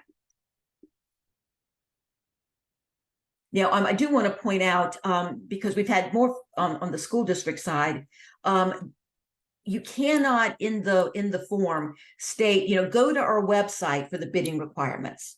All right. It has to be some document attached that can be archived. All right. Because prior to the EPC portal, we were allowed to cite a website. All right. But then, because we have to archive information, an auditor could not go back to that site, years down the road. Lorrie, we have a couple questions that have come in the chat. Okay.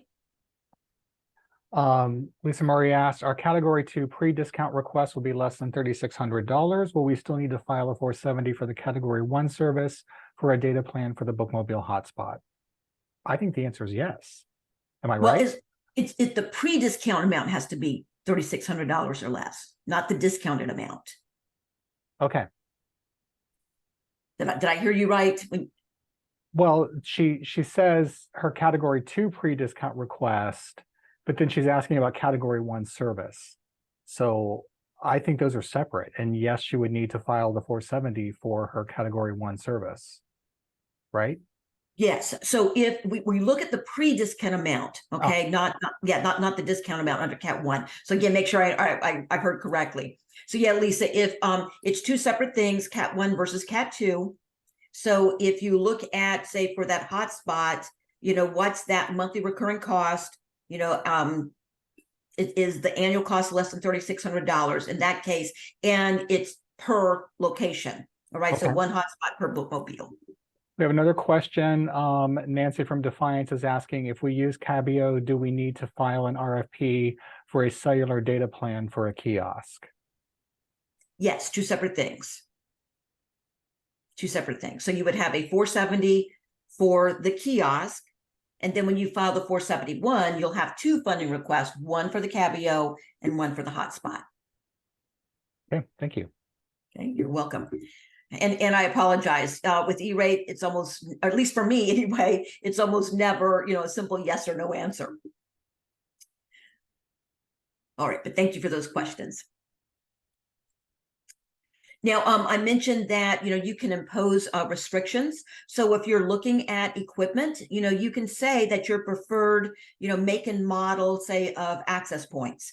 Just make sure if you are, either in the narrative or if you're going to upload, some kind of spreadsheet, all right, and make sure that, if you put a make and model that you say or equivalent. All right, so again, that's very important. All right, and then again, those disqualifying factors need to be spelled out. Now, bear with me just a second. I need to back up. Okay, sorry. I've had issues where with my mouse where it skips over some of my slides. It's become very sensitive. All right, so I do want to point out here, there on the RFPs, I said, it could be as simple as a spreadsheet.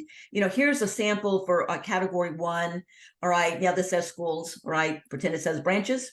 But we can say that, here's our head-in circuit, all right, that this is our DMARC, but I'm looking for point-to-point circuits to connect, my ABC branch located at this address, and I want it to connect back to my main library. All right, so again, it could be something as simple as that. Same idea here with category 2. All right, it's very helpful if you put in a make and model for the equipment to at least give the vendors a starting point. All right, if you just say, I'm looking for access points and I don't care about the make or model, all right, you're going to get lots of questions. So it is more helpful if you, like I said, come up with the starting point. But if you are going to either in the narrative or, attach some document, make darn sure that you add that language or equivalent. All right, when you are citing a specific model. All right. Now, I won't go over all of these, but like I said, this document is out on my webpage. All right. Like I said, it's been growing, but some things like if you're looking at, the cabling project, you're looking at installing, structured cabling, requiring that mandatory walkthrough, requiring that the vendor be bonded or insured. All right. Just, solve some problems from down the road. All right. You can put something like all hardware must be compatible with your existing infrastructure. All right. And again, as the applicant, it's up to you to determine, is this compatible or not? All right. Again, these are just some suggestions. Now, one of the things that we've experienced over the last 2 or 3 years, just the flood of spam or robotic type bids, all right, that we receive. I know there's a company out of state that for every 470 file this last couple of years, the gentleman sends out the same 47-page quote, all right? It's really not a quote. It's just really talking about the kinds of services and sample pricing, all right, from their company. That does not qualify as a quote. But the FCC has suggested that, that if you're going to disqualify someone, they need to know it up front.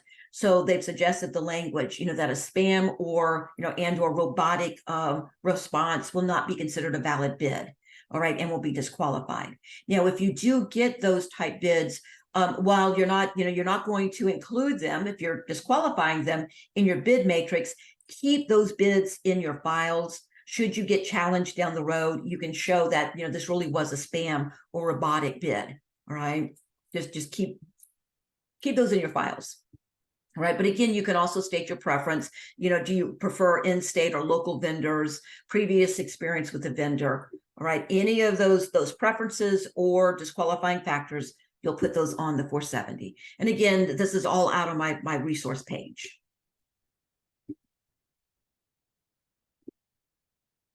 Now, we talked about waiting the 28 days. All right, we get that posted. The whole point of this is to put that information out there. It's a national program, so vendors, all over the country will have access to your 470. All right. So once you file that, you need to be prepared, to answer vendor questions. Now, if you get a vendor that calls you and says, I want to set up time to demo, my equipment. All right. That's up to you. If you allow, just keep in mind, if you allow one vendor to do that, you have to allow any vendor that request that demonstration. All right. So that's up to you. I typically say no.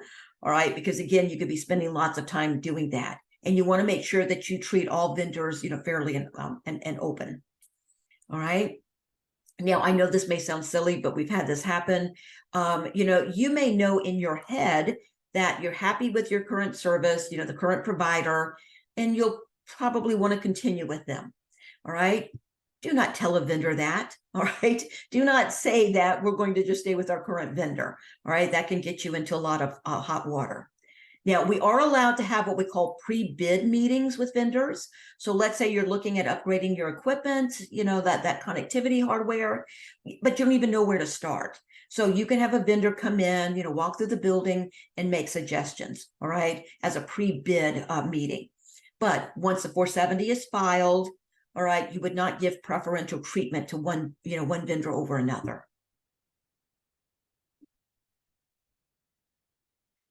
Now, again, I always share this slide. This comes from USAC, but I see this a lot on the school side being an issue, maybe not as much on the library side, but I do want to point out, let's say if, you have a board member that might be the president of your local telco, all right, basically they would have to step back. They would not be involved in, any of those bidding decisions, what have you.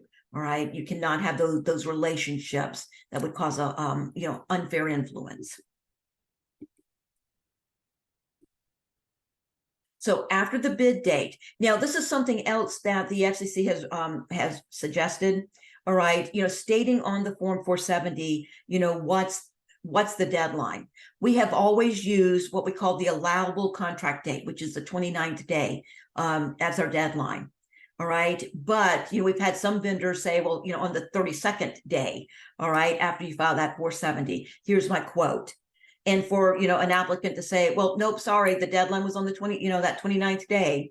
If that was not actually stated on the 470 and you've not started evaluating your bids yet, all right, the FCC has said you need to also consider that bid. If you did not state, specifically, here's the hard and fast deadline on that form. So when we look at the 470 this afternoon, we'll look at that closer. All right. So the bid evaluation, when we evaluate the bids, price has to be the highest weighted factor. All right. But we can also look at other bid, bid factors. And I'll show you an example of that. Now, really important, what if I receive no bids or I only receive one bid and I'm happy with that bid? All right. So if you receive no bids, it's perfectly fine for you to reach out, to vendors and say, could you please respond to my 470? All right. That is not a violation. All right. So again, just reach out and ask them to please respond. It may be an existing service provider, or maybe it's a hardware company you've dealt with previously. Now, a little tongue in cheek here, but if you're going out soliciting bids, again, make it, let's say fair and open, not necessarily your brother-in-law. All right. So price has to be the most cost effective. Right. Now you could go out, you could check, different hardware company sites, to see, okay, is this the best price that I'm getting? Now, if you do receive just the one bid, when we talk about doing a bid evaluation, you're obviously not going to, create an evaluation grid, all right, if you only receive the one bid. But the FCC and therefore USAC has recommended that if you receive just the one bid and you're happy with that, then you can go ahead and put something in writing that says, as of this date, we've only received the one bid, but it's cost effective and we're going to go with this company. You have to memorialize that decision. All right. So again, even if you get just the one bid, put something in writing, saying, yes, you're selecting this, you're going to accept this. Okay, so here's a sample bid evaluation. So out on my website, I mentioned I do have that 2-page document, a Cat 1 version of the bid matrix, and then one for category 2. Now it's up to you. Price has to have has to be the most highly weighted. It has to have the highest number of points. But USAC does not dictate, all right, how we spread these points out, as long as you can show that price had the highest number of points. And then you would list any of those preferences, or basically the things that you put on that 470, things like prior experience. For the school, some of their vendors will basically, or their service provider will roll the firewall service into their internet access. So if that's the preference, you can state that. All right. But again, you put those factors there on the bid matrix, and then you go through and you assign the points. All right. So whichever vendor has the cheapest price, right, the cheapest quoted price, then they're going to get the full point value. All right. So in this case, 50 points. But then you can look at, okay, let's say we received 3 different bids, which vendor had, the second lowest cost. All right. And then just assign those points. All right. So we can see that while vendor 2 may have been the cheapest bid, okay, vendor 3, all right, had the overall highest points. All right. So that's how you justify that, you chose this vendor. And then in my letter, I've added the language there, that based on the bid matrix we've chosen, anything in red there, you provide that information. All right. So we've chosen, XYZ vendor as the service provider for our bandwidth and internet access. All right. Or maybe it's just for the bandwidth. And then really important that you sign and date it, because USAC, or in an audit situation, they're going to ask, all right, for a copy of the bid matrix to make sure that that you clearly made this decision before signing off on a contract and then filing the 471. All right. So again, just make sure you get the step done. Now with the vendor contracts, again, you may not have that formal contract, if it is that month-to-month service, like the hotspot service, all right, where you're not locked into some contract term. In that case, you're going to use a copy of, say a current monthly bill. All right. But if this is that formal contract, sign and date the contract. If it's something where you're not going to be able to get that contract, signed off, you can also write a letter that says, as of this date, we've evaluated the bids and this is the vendor that we've chosen. Because sometimes, if you get that quote and you reach out to the service provider, say one of the telcos, yes, I've accepted your quote, please send me a contract. Sometimes that can take a little while to get that formal contract back. All right. Just depending on the vendor. So again, you could take that quote, sign and date it. All right. Saying that, here's the vendor, here's the pricing that we've accepted. I mean, it's cleanest if you can get the contract, all right, and get that signed, but that we can use as a backup plan. All right, so then filing the 471, all right, like I said, we do this under this very distinct filing window. 471s have to be filed annually. It doesn't matter if, you're in year 3 of a 5-year contract, all right, you still have to file the 471 every single year. All right. But remember, if you are in that multi-year contract, you would not have to file the 470, all right, for 2024. All right. But when we do file the 471, we're referencing the 470 that may have been filed, say, 3 years ago, which led to that contract.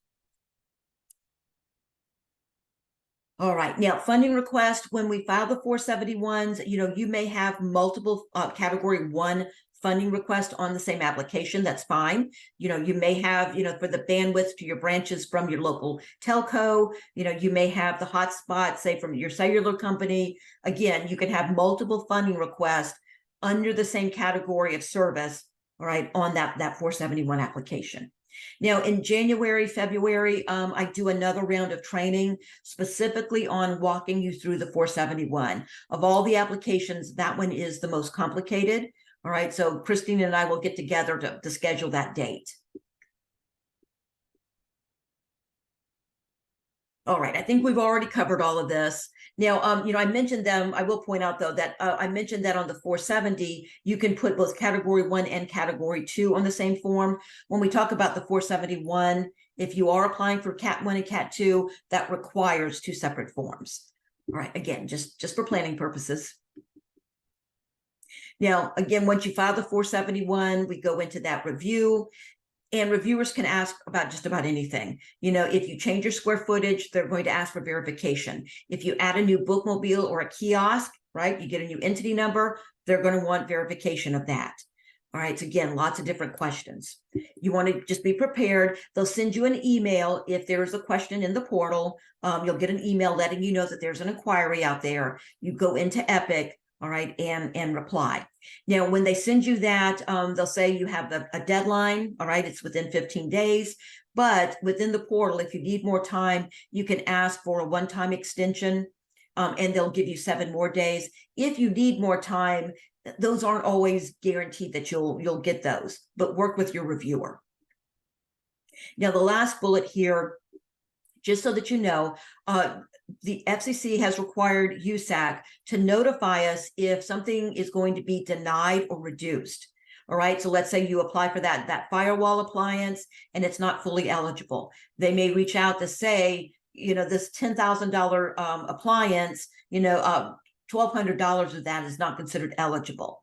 If they're planning on denying or reducing something, they're required to let you know and then give you a chance, you know, to go back and fight that. Okay, so then we received the funding letters. Now, really important, you know, once USAC starts releasing the funding letters, we refer to those as coming out in waves. All right, and they typically go for, they work on what they call the workable applications. All right, the things that, you know, it's pretty, you know, cut and dry. You have a cleanly executed contract. All right, again, there's nothing real questionable on that form. All right, so they push to get all of those workable applications funded by September 1st. All right.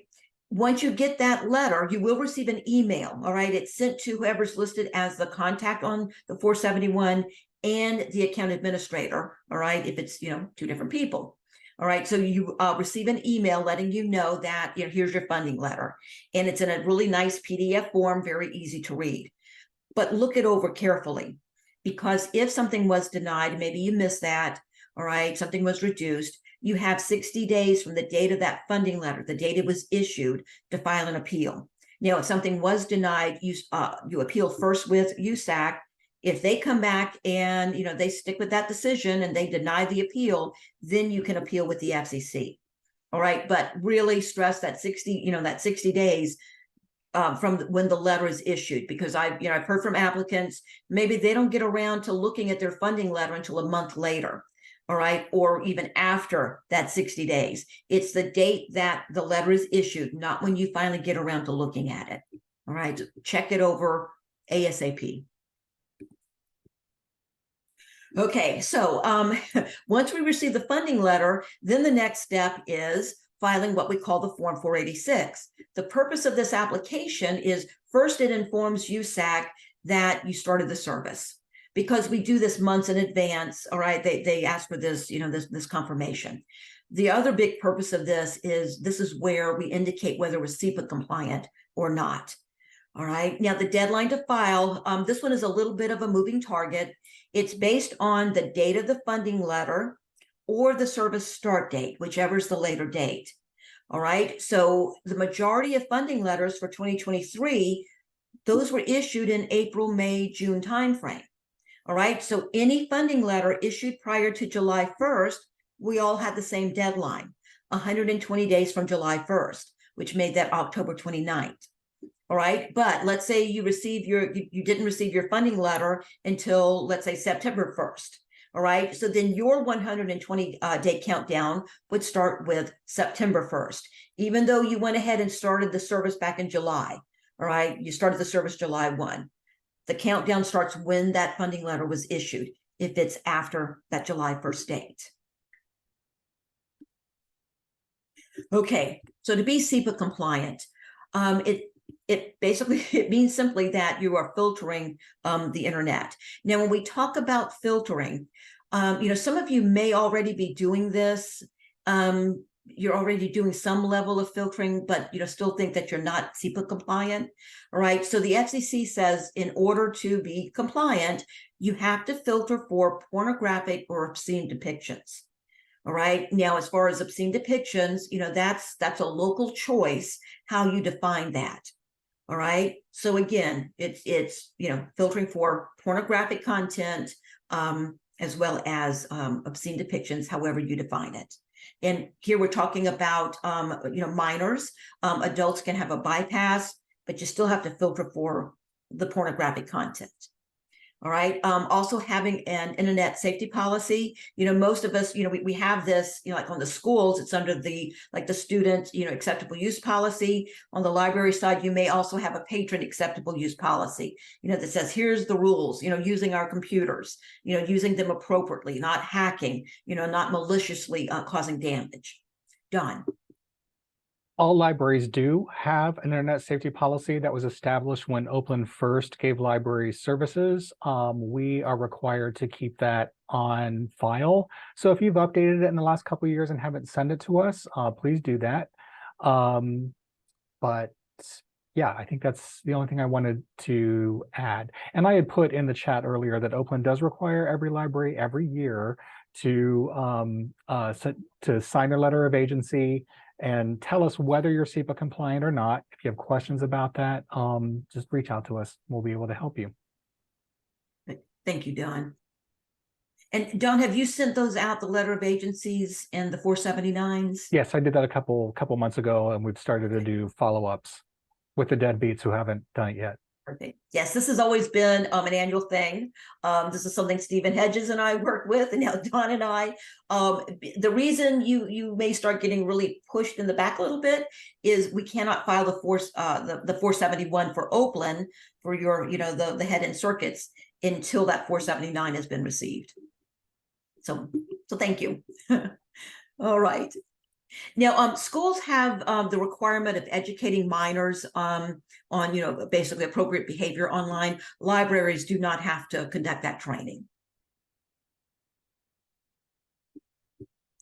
Okay, I think we've already thoroughly covered this, this 18-month period, so we won't belabor that anymore. Okay, but then the document retention. All right, this changed several years ago, where now the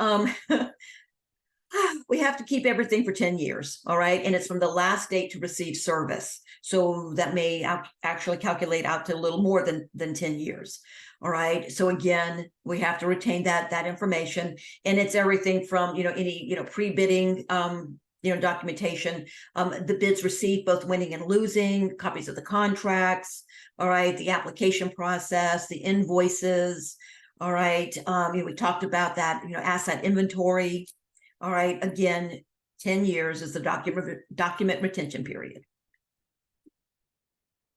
Okay, so then, the final part of this, we've gone through all of these forms, all of these various steps. The last part is actually receiving the funding. All right, and unfortunately, this is the step I see more applicants, both schools and libraries, miss this piece. All right, if you're not receiving the discounted billing, but the service provider is going to file the paperwork, get to the very end and then forget to file for the reimbursement. So in essence, you've gone through all those steps for naught, all right? So again, this is really important here. So like I said, if you want discounted bills, communicate with the service provider. There is no place on any of the forms within the E-rate portal where you designate, all right? Now, if you did apply for the Emergency Connectivity Fund, you might remember on that program, we had to state up front, all right? And if you were going with that SPI, that discounted bill, you had to have something in writing from the service provider up front saying, yes, we agree to do this, all right? That does not happen on the E-rate side, all right? It's up to you to communicate with the service provider. All right, so again, you've got those two options. All right, now if you are getting those discounted bills, again, very important that you show that you paid your non-discount portion. And then when you are being invoiced, the E-rate rule is you have to show that you paid that invoice within 90 days. Now, I mentioned that, you could have multiple funding requests, like, your bandwidth from your telco, your hotspot from the service provider, or excuse me, from your cellular provider. All right. So each funding request could be processed differently. All right. So your telco, for your bandwidth, they may give you a discounted bill. All right. But the cellular company, you may choose to go ahead and pay those bills, pay that in full. And then maybe at the end of the funding year, file the paperwork for reimbursement. All right. So just because, you decided to do discounted bills with one vendor doesn't mean you have to do that with all of them. All right. It's per funding request. Okay. So the cute little bear here. All right. So we talked about the deadline. Now, one of the things, I talked about the portal being shut down because USAC moved this form into Epic. All right. So within the portal, you have to have been given what we call full rights, permissions to be able to file the bear form. Okay, so if you might want to go in, and I'll show you here in a while, where to look to make sure, do you have access to that form or not? All right, but again, it's based on rights within Epic. So the deadline is 120 days to 120 days from the last date to receive service. So for that recurring service, that makes that October 28th. All right. If you are applying for Category 2 equipment, because we technically have until September 30th, 90 days past the end of the funding year to get that equipment, purchased and installed, the 120 days countdown starts with September 30th. All right. So that would give you a bare deadline of January 28th. Now, within the portal, you are allowed to ask for a one-time 120-day extension, but I mentioned earlier, you have to do that before the deadline. So if you did apply for Category 2 equipment for the 2022 funding year, you have until January 28th, all right, to ask for an extension if you need more time to get that bear filed.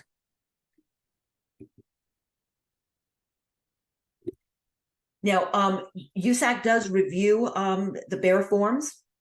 All right, so we're going to talk specifically about that method. Now, in order to get the reimbursement, we had to have filled out what we call a Form 498. Most of us filled these out back in 2016 because that was the first year of this requirement. So on that Form 498, this is where you would have provided your banking information. So whenever you file the bear form, it's an ACH transfer, all right, to whatever account is listed on that form. Now, if you have a form out there, you filed a bear, since 2016, you want to make sure that, the information on that form is correct. Have you changed banks? All right, that's the biggest gotcha that we see with this, that, maybe your fiscal officer, changed, the banking account has changed, but the form has not been updated. That's when I get panic phone calls saying, we filed the bear, but just found out it was kicked back because we did change banks. All right. Takes a little bit of work to get that cleaned up. So make sure that, that you go in and you update that 498. Now, with the SPI, I mentioned, the service provider invoice. Again, communicate with the service provider. Now, also remember that they could take several months, right, to start implementing the discounts, all right, because they cannot file for reimbursement until you have filed the 486, all right, and the deadline to do that, for most of us wasn't until October 29th. All right. Now, if let's say let's say July, August, September, you were billed in full, all right, you filed the 486. Then once the service provider starts discounting your bill, what they will do is they will give you credits for those months where they invoiced you in full. All right, so it's not a problem.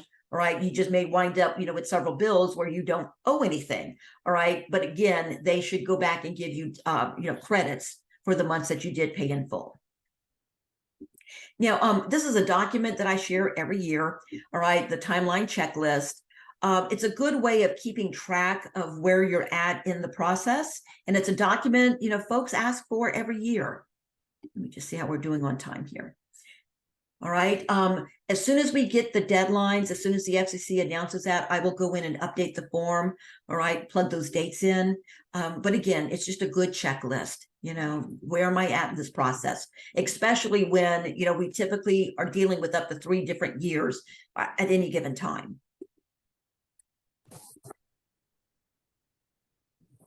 Now, another site, I share this every year.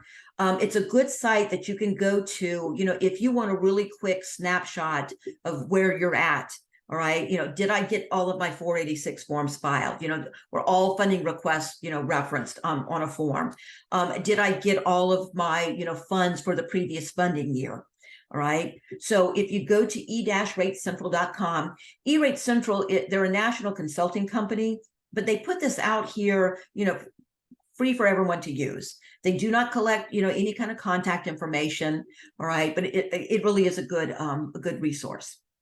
Now, if you go to the site, you'll scroll down a little bit and you'll see some rectangles there. Go to the gray one that says funding history search. Again, the hardest part about this is knowing your billed entity number. All right, but you plug that in and you click on the little pointer there. Now, it's going to show you all of your E-rate funding history back to 1998. That was the first year we were applying for E-rate. They've also added the ECF information. So it'll tell you if you were funded for ECF, it splits it out by window or by round. Was it window 1, 2, or 3? It'll show you how much you were approved for, how much has been reimbursed. All right, again, just a very good good site. So when you go to the E-rate portion, all right, a couple of things here. That very first column, it's a hyperlink. You can click on, you know, for each funding year. Now, if I look at this, I can see for 2023, as I read across on that row, that there were 2 funding requests, you know, listed on 471s, and both of those funding requests, okay, were approved, but only one of the 2 have been, you know, reflected on a 486. So by looking at this, this tells me I need to file a 486 for that other FRN. All right, so again, it lets me know where am I at. Now, as I look across, it's going to show me what's the total dollar amount that was requested. Then it splits it out by category 1 versus category 2. Obviously, if you didn't apply for Cat 2, it'll be 0. All right, so here's the total amount committed. All right, so you want to look at, you know, does this match what was requested? You know, with some portion, you know, maybe reduced or denied. And then it's going to show you the dollar amount that's been dispersed. Well, we're still in 2023, so you may not have filed, you know, the bare form, or the service provider may not have filed a SPI yet. All right, so that's common. But let's look at 2022. All right, so very important. We look across to say, okay, you know, 100,000, you know, just a little over 100,000 was committed, and 100% of that has been dispersed. So that tells me that those reimbursement forms have been filed and all of that's been processed. All right, so again, great site to get the information. Now, if you click on the funding year, all right, so here I've clicked on 2023, or excuse me, 2022, as we look at the numbers. All right, so it's going to show me here are all of the funding requests, the names of the company, the type service. I can take it one step further and I can click on the funding request number. That's what the FRN stands for. And then it's going to give me more broken down detail. All right, really important. It's going to show me the last date to invoice. All right, but again, just a good site, all right, to gather that information quickly. A lot of this you can get from the E-rate portal, but it will only show you 1 year at a time. All right, just to let you know that it's out there and available. Okay, let's spend a few minutes talking about what is new for 2024. All right, and there are a few things. There's some items that have already been approved. There are some things that we're waiting on the FCC to make some decisions on. Okay, the first one, this is Wi-Fi on school buses. Again, this is, you know, something that districts are very excited about. You know, the bookmobiles, you know, already qualify for a hotspot, you know, for that cellular service. All right, but again, that's something the districts, I just wanted to put it out there because you're probably hearing lots about it. Now, one of the big changes for us is that USAC is now using, you know, to determine our urban or rural designations. They had been using the 2010 census data. They have just updated the databases for the 2020 census information. All right. So, nationwide, there have been applicants that have been impacted by this, whether it, decreased your discount rate or it may have increased, depending on that data. But if there was a change, USAC has been sending out emails letting you know, all right, here's the impact to your discount rate, right? So again, check to make sure, did you get one of those emails? The other big thing, and I've already mentioned this, is that BEAR migration into Epic. I'm sorry, we have to take a moment being a little silly here. When E-Rate came out with the portal, all right, the Epic portal in 2016, for whatever reason, they did not migrate this reimbursement, the BEAR form, into the portal. That sat out on the legacy system, which for years we referred to as Old Bessie. All right. So she has been laid to rest. So now when you log into Epic, previously, if you had BEAR access, you saw that paragraph there. Okay. It was a menu option to get into the BEAR. All right. That has gone away. USAC has replaced the language talking about the consolidation. All right. So now to get into the BEAR, we go into Epic. Now, to get into that, there's a couple of ways you can access it, and we'll look at that when we go into the portal. All right, but you'll notice on the blue menu bar we have what USAC refers to as the waffle. All right, the three lines of 3 dots there. So when you click on the waffle, then you'll see it'll say Epic Invoicing. It does not reference a BEAR or a Form 472. It's Epic Invoicing. Now, when you go into this, it looks very much like the BEAR process on the ECF, the Emergency Connectivity Fund. All right, very, very similar to that. Now, USAC does have some really good training modules, some learning modules out on their website that may be beneficial. I'm also working on creating a BEAR guide. All right, then once I finish all of this training, I'll work on getting that out for everyone to use. So what has changed? So if you had prior BEAR access, USAC worked very hard at migrating all of that, those rights into Epic. But in some cases that did not work. So the only individual that can go in and extend BEAR rights, if that hasn't happened, is your account administrator. All right. So again, when we look at the portal, I'll show you where to go in and extend that. Now, a big change with this new version of the BEAR form. On the old version, you had to file a BEAR per service provider. All right.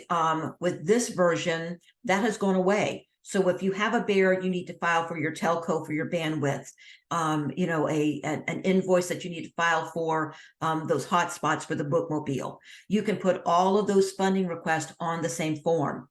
If you have a funding request out there, both category 1 and category 2, right? Again, all of those can go on that same BEAR application. Now, one of the things, if you did file for ECF, when you file for reimbursement on that side, you were required to upload invoices, right? Copies of invoices, proof of purchase, or proof of payment, rather, all right? All of this information. When you look at the E-rate version, all right, there is a button there where you can upload.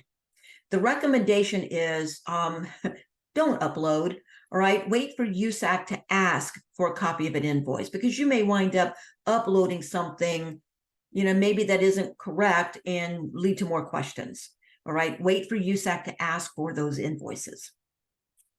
All right, it's your call if you want to go ahead and upload. But again, that's all of the state E-rate coordinators on this, it's called CIPA. It was a discussion we had last week, and that was the general consensus.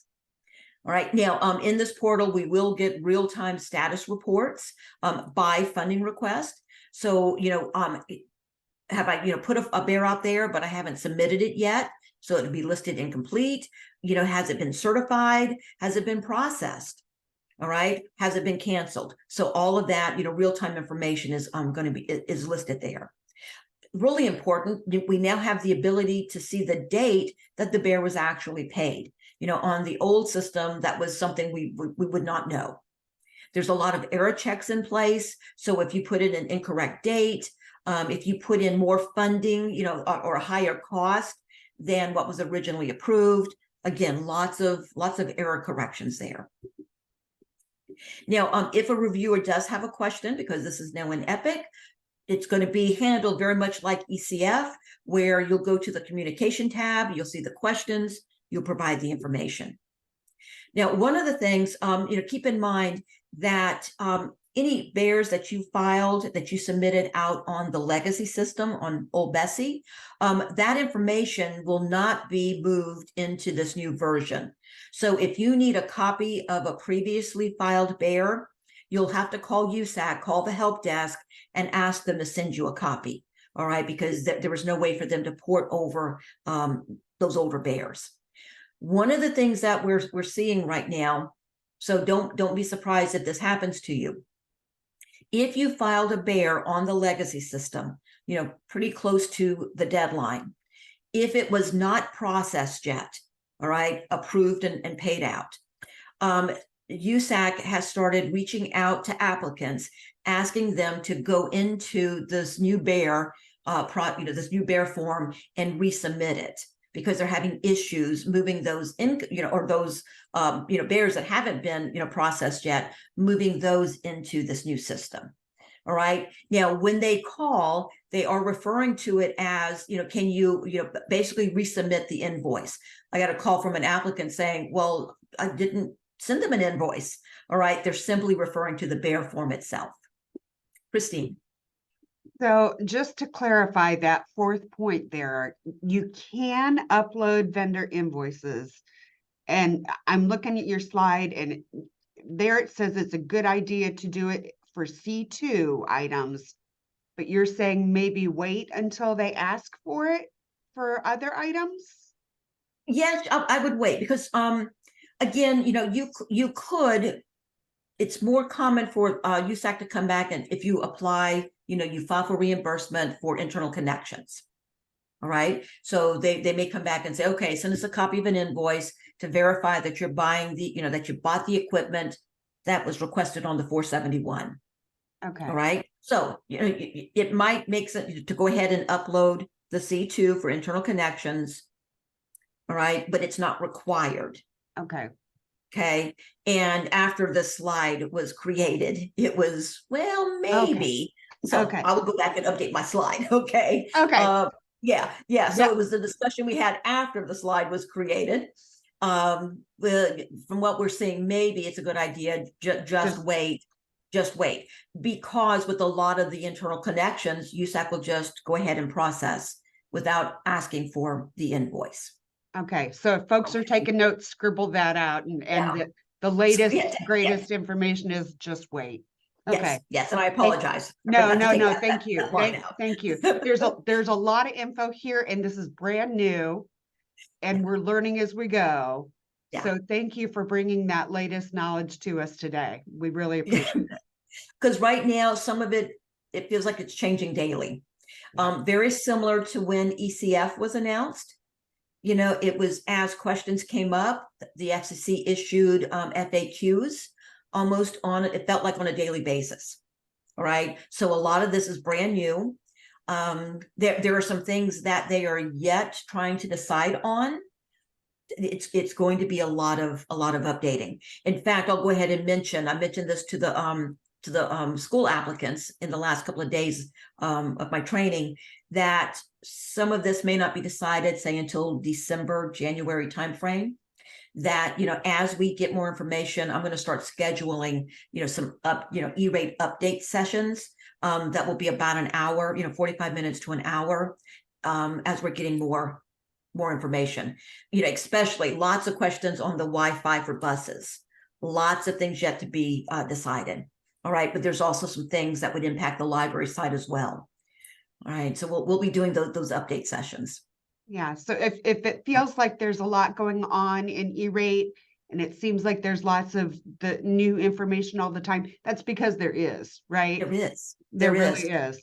I feel a little bit back in, was it 2014, 2015, when the modernization came out, and they totally revamped E-rate.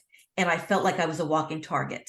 I actually came up with a shooting target with my head on top, saying the rule was don't shoot the messenger. I'm feeling like maybe I need to pull that slide back out. All right. But yeah, a lot of changes for this year, you know, and again, lots of decisions yet to be made. All right. So yes, this is the latest and greatest. Right. We'll wait for USAC to ask for the invoice. And the good news is we're in this together. So Yes. you know, if you have questions, we're in this together. We're going to get through it together. Yeah. So. Whether it's that, you know, misery loves company, you know, or yeah, security, you know, in numbers, whatever. Yeah, we're all in this together. Okay, thanks. You're welcome. Okay, so some items here relating to E-rate simplification. Now, some of these, like I said, have already been decided, and it's all, you know, good news. Like I said, but there's some other things we're waiting on clarification or decisions to be made. So this first one here, this is based on that tribal order, all right, that I mentioned that was approved in July. One of the things that has been problematic with E-rate, on the school side, it's when we talk about ineligible users, all right, that has caused a lot of heartburn on the school applicant side. All right, but the way it impacts our libraries, this 10% internet access hold harmless. All right, if you have, you know, basically ineligible users using your service. All right, that basically if it's 10% or less, we don't have to cost allocate. That has will also be impacting, you know, some of our hardware usage. All right, now we've already talked about this bidding exemption. All right, so again, for FY 2024, we know this is already out there, all right, for the libraries. The FCC is trying to decide, do we also extend this out to the school applicants as well? You know, which we're all recommending, well, yes, because otherwise that's going to be, you know, really confusing, right? So whenever I'm explaining this, you know, to the school applicants in my training, it's making it, you know, as clear as possible. This is only approved for the library community right now. All right. So don't go out there thinking that you get a pass on Cat 2 bidding, all right, for the small purchases. Okay, so this again has been approved. The repeal of C2 NIF cost allocation requirements for shared equipment. So you know, I talked about how you could have, you know, say your rack, your NOC in that data center. All right, that what we refer to as a NIF, a non-instructional facility. So previously, if you know the staff within that data center was using that E-rate funded piece of equipment, you were supposed to cost allocate for that usage. All right. If it was, like I said, sitting in, you know, say the library system's separate admin building. All right. So this basically has gone away so that if the staff in that facility is using that shared equipment, so again, it's that, say that core switch, that wireless controller, all right, we no longer have to cost allocate for that staff's usage. All right, so again, that piece has been approved. The other piece that we're all cheering about is the full eligibility of data networking cabling. All right, so if you're putting in network drops, this has been an issue, and I've seen this both on school and library, you know, for both type of applicants. So basically, if you're putting in that structured cabling, and you know you're basically connecting ineligible equipment like, you know, VoIP phones, all right, security cameras, smoke detectors, all right, all of that equipment is ineligible. And so if you were putting in cabling, you know, that those type devices would be using, you were to cost allocate. So that now has gone away, providing you've put in that network drop and it can still be used, all right, for its original E-rate eligible purpose. All right, so what I mean by that is, let's say you run a network drop and you plug a switch, all right, into the end of that drop. All right, you know, if you're plugging in access points into that switch, you know, along with cameras or other ineligible equipment, as long as, again, both that eligible traffic can go over that drop, all right, you don't have to cost allocate. Now, I hope that makes sense, all right? But you do want to, you want to keep in mind, though, let's say you're putting in a network drop and it's only going to serve ineligible equipment. You're putting in that network drop and you're only going to connect security cameras to it. All right. No other, no other data traffic on that circuit. All right. On that run. In that case, that cabling project for that run would be considered ineligible. All right. Because it's only serving the ineligible equipment. All right. I know this is really deep. All right. So let me know if you have any questions there.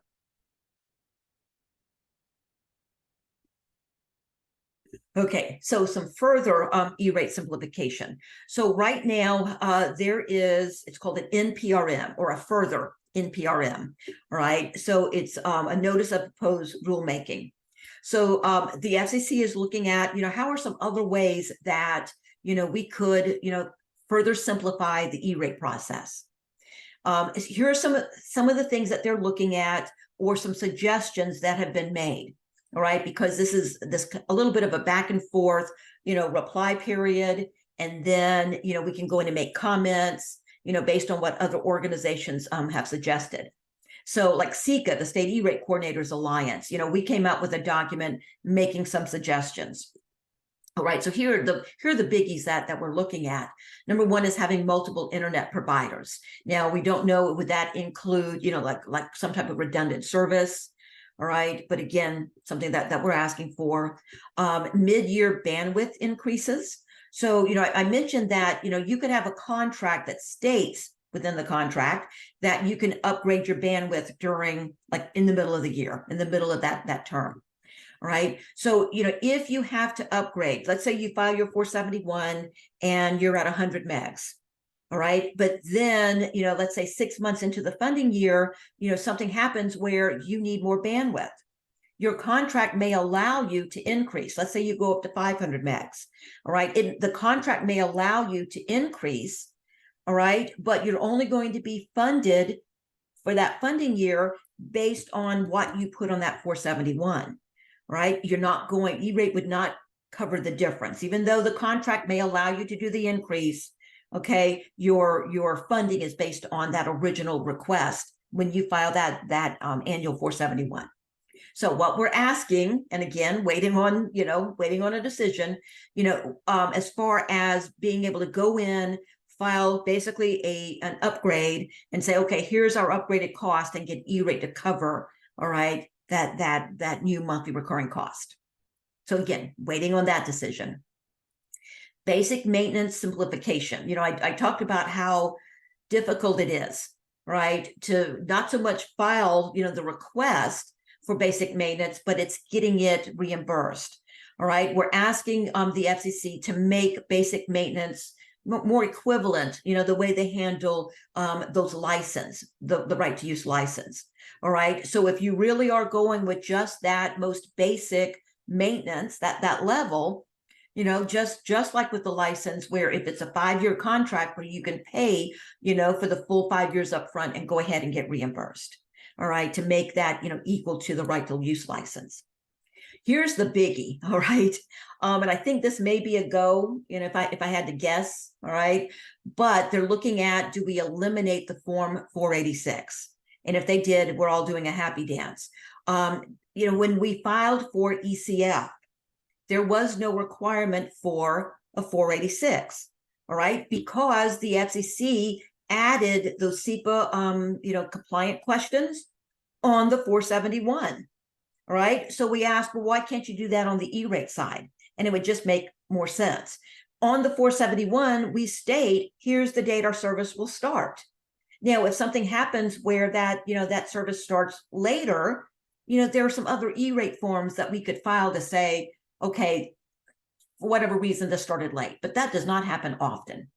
So we're asking that they eliminate the 486, because right now it really is just a gotcha. Because if you forget to file that and you miss the deadline, USAC can come back and basically they won't fund the months, all right, leading up to whenever you've actually filed the 486. All right, so you just wind up losing funding.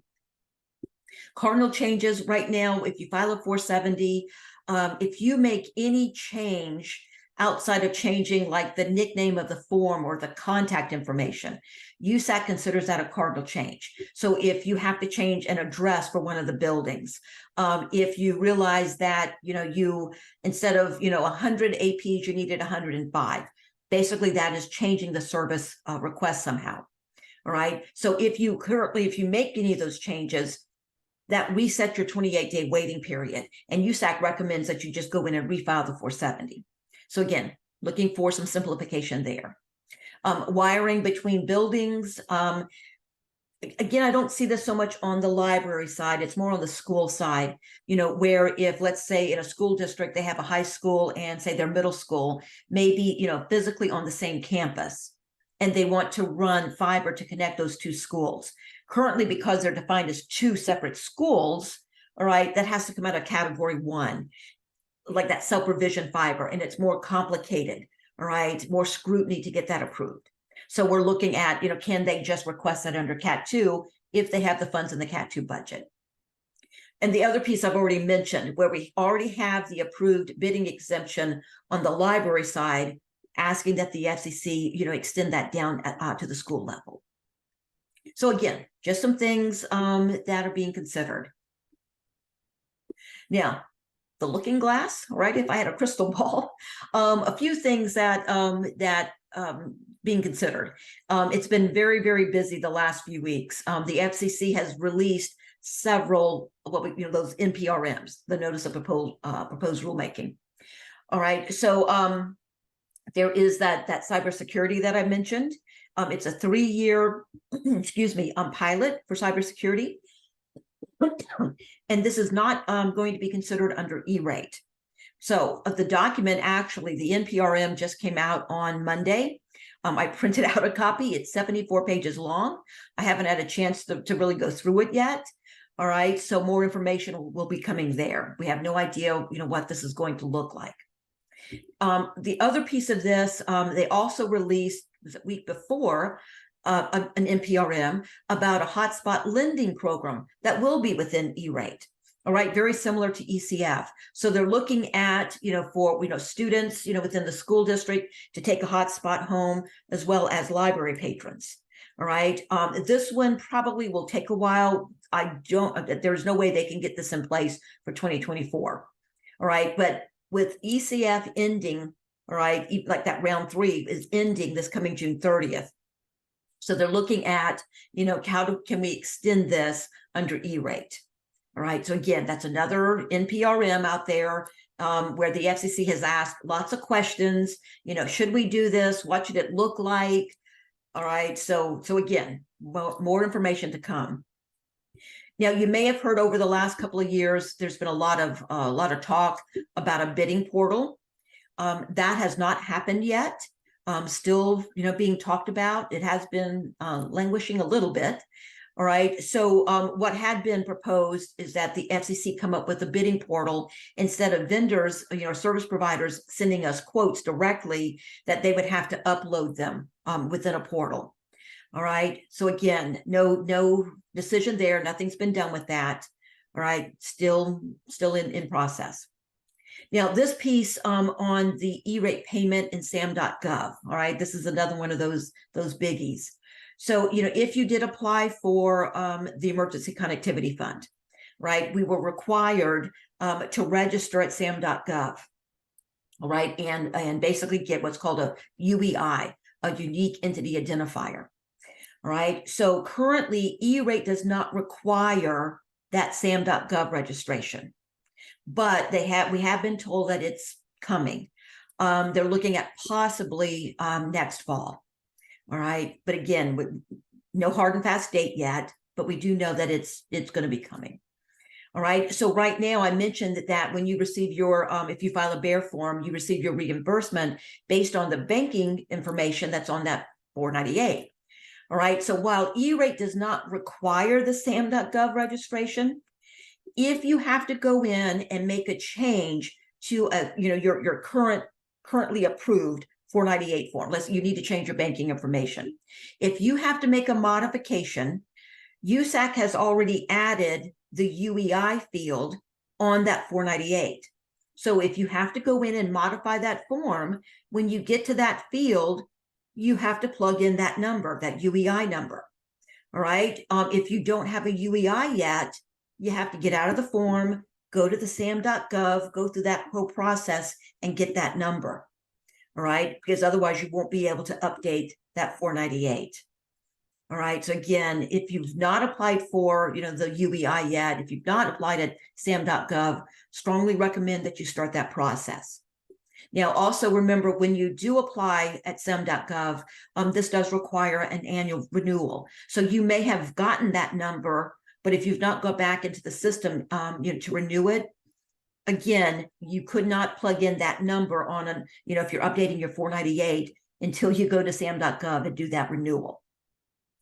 It has caused some problems for both on the library side as well as some schools, where maybe, say, a private school that did not apply, all right, for ECFs, they don't have the SAM.gov. They need to file a BEAR, but they can't because, they need to go in and update maybe their 498. All right, just be aware. If you have to make a change to your current 498, or maybe you've never filed a 498, all right, you're going to have that SAM.gov, that number. Any questions there?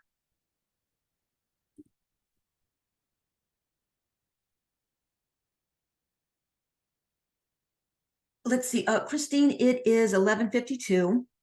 The One Portal portion takes about maybe 20-30 minutes, depending on questions. It would be a good stopping point because we can go through this and then jump into the 470. I'll have to pull up my 470 presentation, but that would just take a minute. Yeah, I was looking ahead at these slides and I agree. So I think can we still break until 1 o'clock for lunch? Yes, Let folks have a couple extra minutes. Yes. Okay. Yeah. 1:30, whatever you choose. I'm on your time. Well, yeah. When I sent out the notice that we were hoping for lunch between noon and 1. So we'll go ahead and keep to that.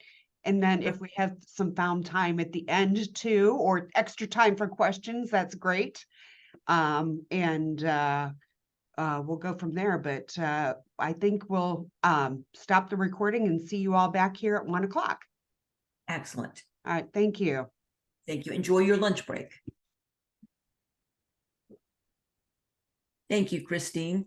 And again, if over the lunch break, if you thought about, questions, the content that we covered this morning, all right, please feel free to ask those questions. All right, but for this portion, we're going to look at the USAC One Portal, all right, which is, this is how we get into EPC.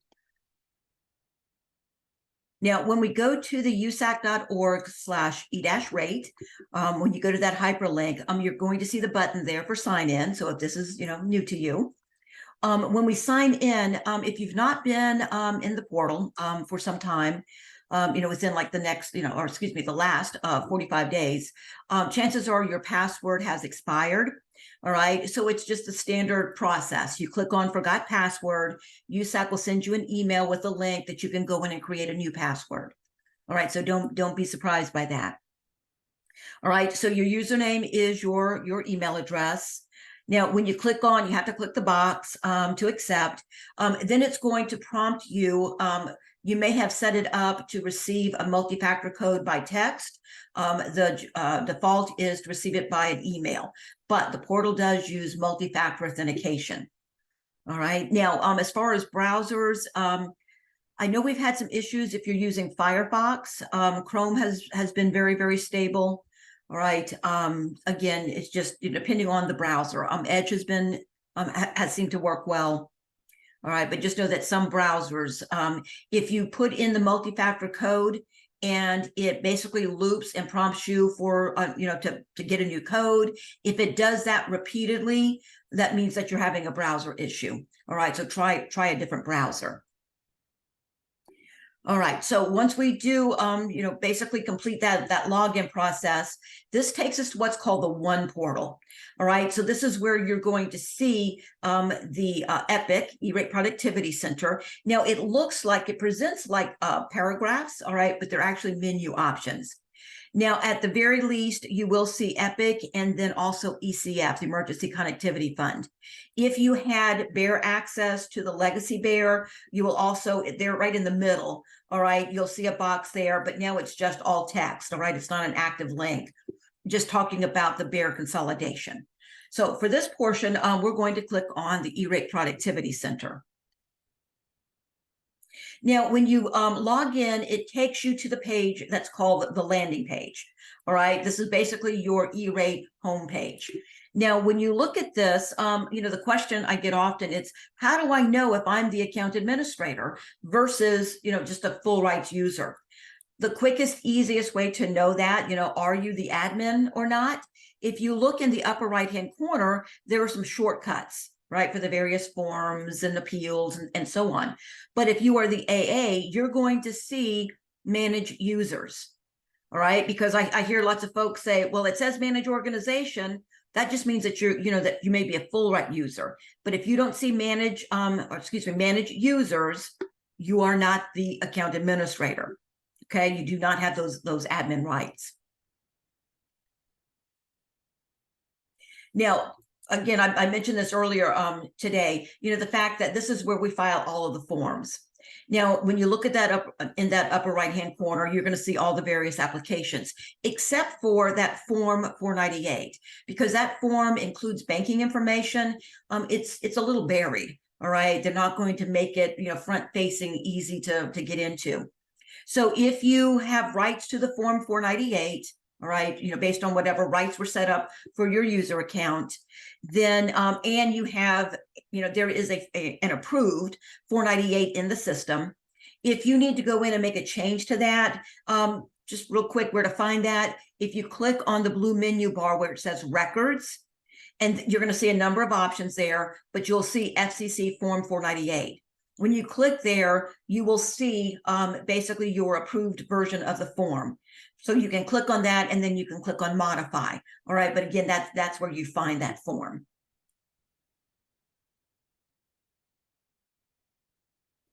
Now, as far as, putting in your data, verifying your data, on the landing page, if you are a library system, all right, you'll go down to the section called My Entities. Now, because if it's designated as a library system, you have that parent-child relationship. I mean, obviously, if you're an independent library, you'll just see the one entity listed there. All right, but if it's a library system, the billed entity, that parent organization, will be listed first.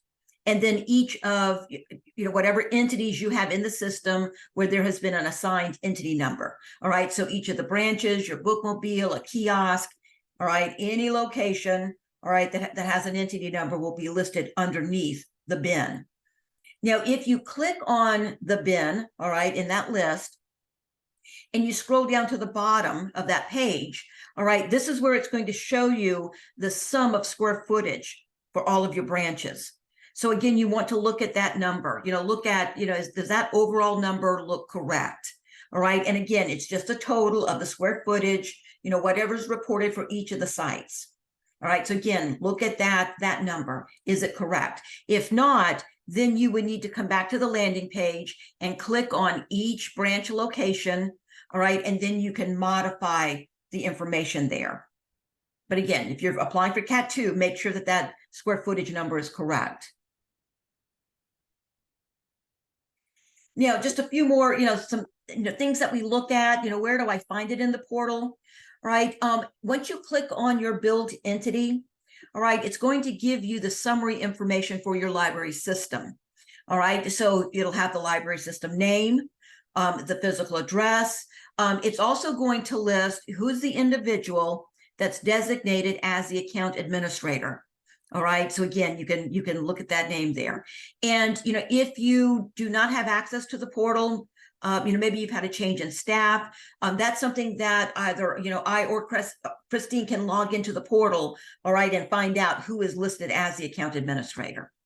Also, you want to make sure the general contact, all right, is that individual still there at the library, okay, at the library system? Because a lot of the information that USAC emails out, all right, they'll send it to the general contact. So you want to make sure that that information is current. Now, if you see that you need to update, say, the general contact, all right, now, whoever you're going to designate as a general contact has to have a portal account, all right? But if that individual does, we can come here, you can see a series of menu options. If you go all the way over to the right-hand side, you'll see where it says related actions. When you click there, you get a fairly lengthy list of options. Now, a lot of what we're seeing here, the 470, the 471, that's also listed in those shortcuts in that on that landing page, all right, there in the right-hand corner. All right, but you'll also see the option, if you are the account administrator, to create a new user, remove a user, manage user permissions. All right, so again, just some of the functionality here. Now, you'll notice, if you can see my mouse moving here, you'll see the option that says Manage General Contact. You can click there to update that contact there. If you have a user that's already in the system that you want to make, that individual, the account administrator, you would come here to modify account administrator. And I'm going to show you that a little more in detail here in a few minutes. The very last option I want to point out in this list, down at the very bottom, it says Invoice Deadline Date Extension Request. I mentioned that, if you have a bare deadline coming up, but you need more time to file, this is where you ask for that extension. So again, we know that the deadline has already passed for the recurring service for the 2022 funding year, but if you applied for Category 2 internal connections, all right, for the hardware, pardon me, you have until January 28th to get that filed. But if you need more time, all right, come here to the invoice extension, right, and ask for that extra time. Not a problem. And if that funding request qualifies, all right, meaning that you've not asked for a previous extension, all right, as soon as you click on submit, it's automatic, all right, where that's automatically granted. Now, with this portal, several years ago, USAC removed basically a quick button to be able to click to get back to the landing page. All right. So in order to do that, instead of clicking your browser's back button repeatedly, if you come up on the blue menu bar, I usually click on Use. All right. The first option there. But when you click on that, it's going to show you, if you look down toward the bottom of my page here, this USAC logo. Anytime you see the USAC logo, that is the shortcut to get back to the landing page. All right. There's nothing that tells you that that's the shortcut. All right. Just know that that's how it works. All right, I do want to point out here, we talked about the Category 2 budget. I showed you, that open data site that you could go to look at your Cat 2 budget.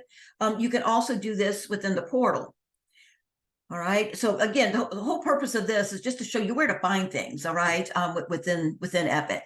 All right, so from the landing page, when you click on the build entity, all right, first one in the list there, again, that series of menu options, you'll see where it says Cat 2 budget.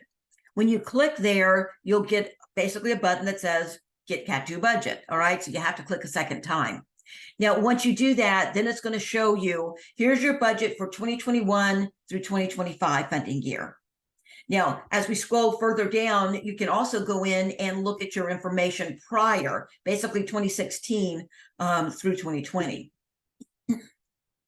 All right, but 2021, 2025 is the first thing you'll be presented with, right? The most current. Now it's going to show you, here's the status. All right, is it preliminary? If you go in and change the square footage, all right, that's going to be reset the status to preliminary. It hasn't been documented yet. It hasn't been proven. All right, so again, it'll show you this the status. Based on the square footage, here's the budget, right? Based on that $4.50 per square foot. As we look across, it's going to say, here's the total amount that's been committed. All right, basically, where you've received a funding letter, and then the remaining budget. Now, this is just that cumulative total there, what's remaining. If we click on the hyperlink where it says view details, then it's going to break it down by funding year. All right, so you can see by year how much money has been allocated. All right. Now with category 2, if you applied in a previous year, 21, 22, or our current funding year, 2023, if you applied for category 2, but for whatever reason didn't use all of the funds, you would have to go through the process. We file what's called a Form 500 to let USAC know that I didn't use all of the funds in 2021. Please put the remaining balance back into my budget. All right. So even though the bare deadline, has passed, all right, say for that funding year, USAC will not automatically restore the funds. You have to basically go in and request that. All right. So that's something you definitely want to look at if you've used a lot of your Cat 2 funds, and maybe you've got an upcoming project and you want to free up some of those. Okay. So some of that fund. But again, you have to notify USAC. Okay, so then we talk about, if you need to go in and, correct addresses or verify addresses, make, any necessary corrections, update or change, the square footage. A lot of our library sites, if you've not applied for Cat 2 yet, you may not have gone in and provided the square footage for your buildings yet. All right, so again, if you're going to apply for Cat 2, make sure that they're all listed. All right, so to do that, so if you have 5 different branches, in addition to your main library, you do this per site. All right, so here I'm clicking on my main library. Now, when I do that, it's going to give me a summary, all the information that's in the portal for that location. All right, so what's the name of that branch? What's the street address? So from the summary page, you can look it over, make sure if it's correct. If so, all right, you can go back to the landing page, click on the next branch. At the bottom of that page, it will also show you, here's the square footage that's been reported for the site. But if you see that something does need to be corrected, right, something needs to be changed, you'll see a button here in the upper right that says Manage Organization. When you click on that, then it's going to make each of those fields, it'll open that up so you can go in and do that editing. All right, so this is what it would look like. When I click on Manage Organization, all right, again, you can update that street address, because it's important that you update those addresses, because it can cause a conflict. If you receive your invoice from the service provider, and they often will show the street address, who's receiving service. All right, and then if it doesn't match what's in the portal, okay, it can cause some questions during invoice review if you're audited. All right, so you want to make sure that that things do match. But as we go down, the urban rural designation, so I mentioned that USAC has updated our portal information based on the 2020 census data. So this has been done for us. This is not something you have to go look this up, all right, and change that designation. USAC has already done that. All right, so again, this is just one very long page here. All right, so we just continue scrolling down. All right, so then you're going to see the section called Library Information. And again, a lot of this has already been, checked for you. Are you a public library versus private? Are you part of a library system? Is this the main branch? The reason we have to, show which location is the main branch, because that's where we go in and point to the school district, all right, that is in the same area, right, as that main location, because that's what determines, part of that determination for your discount percentage. All right, but you'll see the field here for square footage. Like I said, make sure that is correct.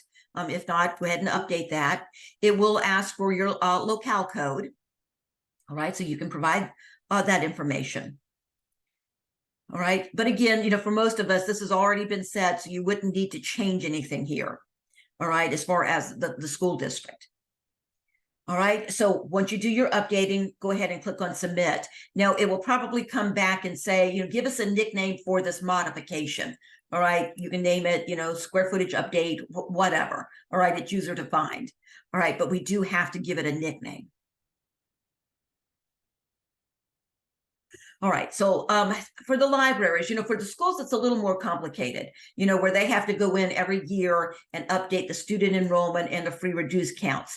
And so as they go in and do that, that information then is automatically pushed into your portal information. All right. The other thing that you typically want to go into this portal to do is obviously, manage users. All right, so again, only the account administrator can do this portion. So if you were the AA, when you log in, you'll see that option, manage users. All right, when we drilled down and we clicked on related actions, we saw, a lot of this from that very long menu list. All right, this is the shortcut, all right, off the landing page.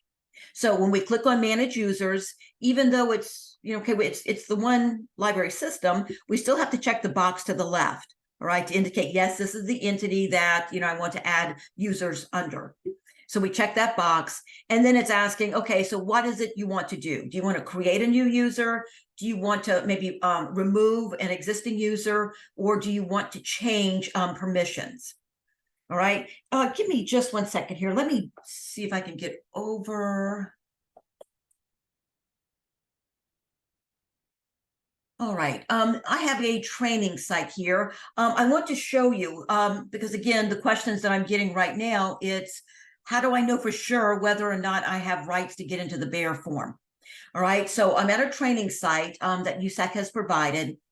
So let me show you a good way to check that. Now, I mentioned that to get into the BEAR, you can click on the waffle.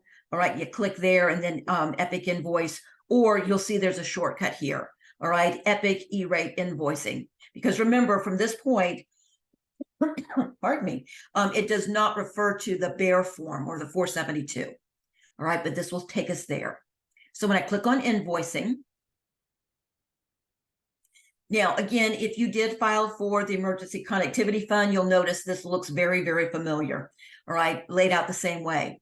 So it's going to show you, here's the build entity number, and it does open this in another browser tab. All right, so you can still come up and click on the tab to get back to your landing page. All right, but what you're looking for, if you go all the way over to the far right-hand side, all right, if you have rights to the BEAR form, all right, that got migrated like USAC had hoped, all right, or if you're a new user, all right, it's going to say file FCC form 472 BEAR. If that is blank, if there's nothing there, that means you don't have rights yet, all right? So again, very important to go in and check that. All right, let me know if you have questions there. But that's the quickest way to know for sure whether or not you need the rights still. Okay, so back to creating a new user. So well, after we check the box for the library system, all right, then we'll click on create a new user. Now, when you do that, all right, it's all of the information you would expect, all right, and it's going to show you the red asterisk for all of the required fields. So first and last name, the job title, the phone number, all right, and then the email address, and we put the email address in twice, all right, to confirm, no typos, because your username, all right, will be that email address. All right, and then you're going to put in your address information there, your mailing address. And then at the bottom of the page, this is where we'll see where we'll actually apply those rights. Now, you'll notice you can go in and be selective. Maybe it's an individual. Maybe you want your fiscal officer to have rights to file the BEAR form and have rights to the form 498 to be able to update the banking information, but maybe they won't be the individual filing the 470 or the 471. All right, so again, you can be selective there. Now, on the far left here, it says apply all. So, if you don't want to have to go through each one individually to assign the rights, let's say this is going to be, a full right user. We want them to be able to file everything. So we can click on that pull down where it says apply all, and then you're going to see the three options. Will this individual be a full right user, meaning they can, fill out the forms and certify them? Will this be a partial right user, meaning they can fill out the form, but they would not have the ability to certify? Or is it view only? All right, they can just go in and look at the forms. All right, so choose whichever. Let's say full rights. All right, and then we can push that out. Now, I do want to point out with the form 498, instead of full, partial, or view only, we have three options there. All right, it is basically an official, all right, for the library, the school district, the financial contact, or no access at all. All right, so you could add someone, All right, basically that will be full rights to fill out all of the other forms, but maybe you don't want them having access to that banking form. All right, but again, the rights are a little bit different under the 498. All right, so once you push those rights out, all right, you can click on continue and you submit that. All right, and when you click on submit, you'll get the confirmation. Are you sure? All right, click on yes and continue. Now, when you create a new user account, let's say you created a new user and you want this person to become, maybe you're going to transfer the account administrator rights. You know, keep in mind that that individual's account will not show up in the system, all right, to be able to assign, all right, until that individual, when you create the account, they're going to receive an email, right, letting them know that an account has been created, and there may be a link there to say, you know, click here and create a password.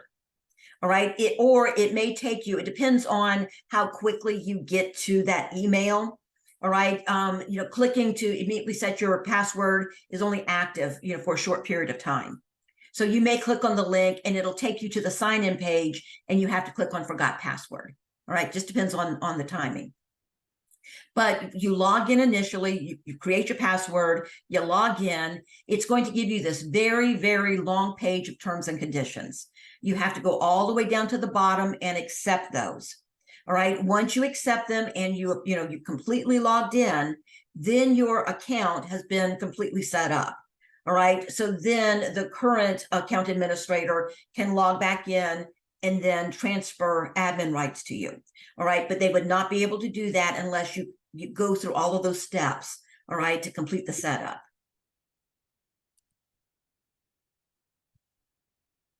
Okay, now I do want to show you here, you know, if you choose the option, you know, let's say it's a user that, you know, you're already in the portal. All right, now if you are the account administrator, then you have the ability to extend your own rights, okay? All right, but let's say you need to go in because you don't have access or one of your users does not have access to the bearer form. All right, this would be the same thing if you use a consultant. Your consultant would also have to have rights, all right, to those forms as well. So same process. All right, so you would click on manage users and then manage user permissions. All right, and then you'll see the list of names of your users. So come over to the bearer 472 column, all right, and extend rights there. All right, so that would be for those individuals, all right, that go in, you know, to invoicing and they don't have access currently. All right, so I'm going through this fairly quickly, so please let me know if you have questions.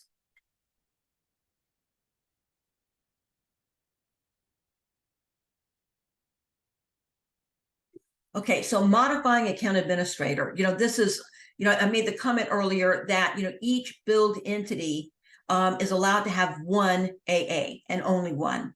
All right, so you know, if you're transitioning, you know, maybe you're the AA and you're looking at retiring. All right, and so you want to go ahead and create the account, all right, for the individual who'll be replacing you. All right, you can go ahead and do that. Once you've created an account for that new user, and like I said, they complete that setup, then you would log in with your current account administrator account. We click on the bin, the related actions, and then modify account administrator. All right, so when we click there, it'll show a check mark next to the individual who's currently assigned as the AA. This may sound silly. You can't have two boxes checked at the same time. So it's going to make you remove the check mark for the current AA and then check the new, you know, the new individual who will be the account administrator. Now, I want to point out here, you know, if let's say you've had a change in staff and the individual who was the account administrator, right, has already left the library system. So, you know, as far as getting a new account administrator assigned, there are two ways you can do that. All right, the official USAC way is since you can't get into, probably cannot get into the portal, if you let either Christine or myself know, we have a template letter where we can, fill in the information, the library system name, the billed entity number, and then the information for who's going to be the new AA. And then we can create a customer service case with USAC on your behalf. And then USAC can go in, all right, and create that account for you. All right. So, but that, depending on how busy USAC is, that can take anywhere from a few hours to a couple of days. All right. It just depends on, on how busy they are. The other option, that's not the formal way, all right, but the quicker way.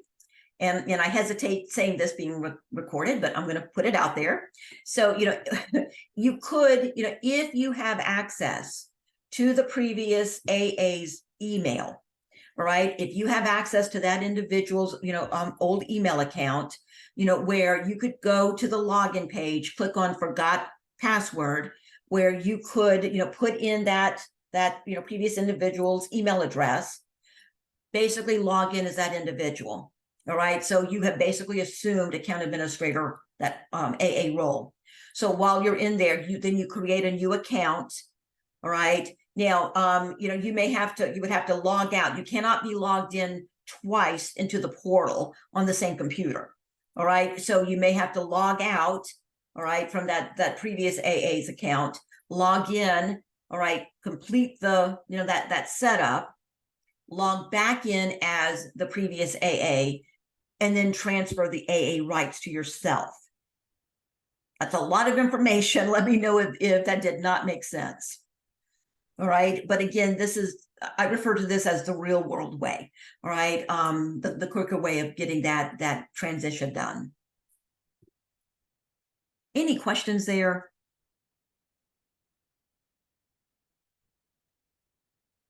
I think I just say that, if the real world way doesn't work, if you don't have access to that old email, don't worry. Because yes, it can take a couple days, but usually it's just within the same day that we can get administrator access changed over. So don't sweat it. Don't fret about it. Just let us know and we can take care of you. Exactly. And right now we're in that season where I've done this almost daily. All right. And again, we already have the template letter, pretty easy process. All right. But like I said, either one would work. All right. So that is the portal. Okay. So again, let me know if you have questions. When we look at the 470, then I'll show you, actually accessing that 470 application. All right. So if you'll give me just a minute, I'm going to stop sharing my screen here. And I'm going to switch over to the 470 presentation. Give me just a second.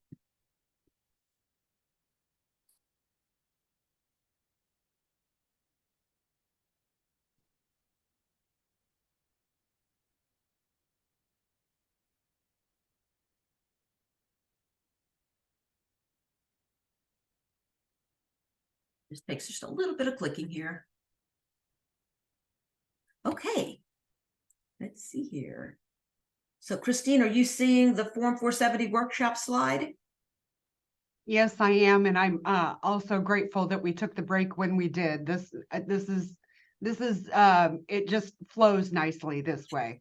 It does. It absolutely does. So thank you for your understanding. All right. So let's transition into looking at the Form 470. Okay, now some of this, we've already spoken about. All right, so just so you hear it again. Sorry.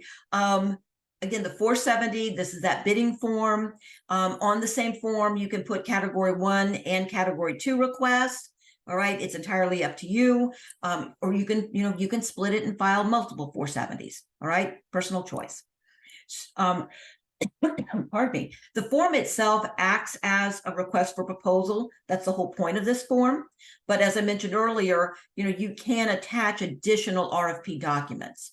Now, as soon as you hit submit on this form or certify, when you certify, it submits and certifies all in one step.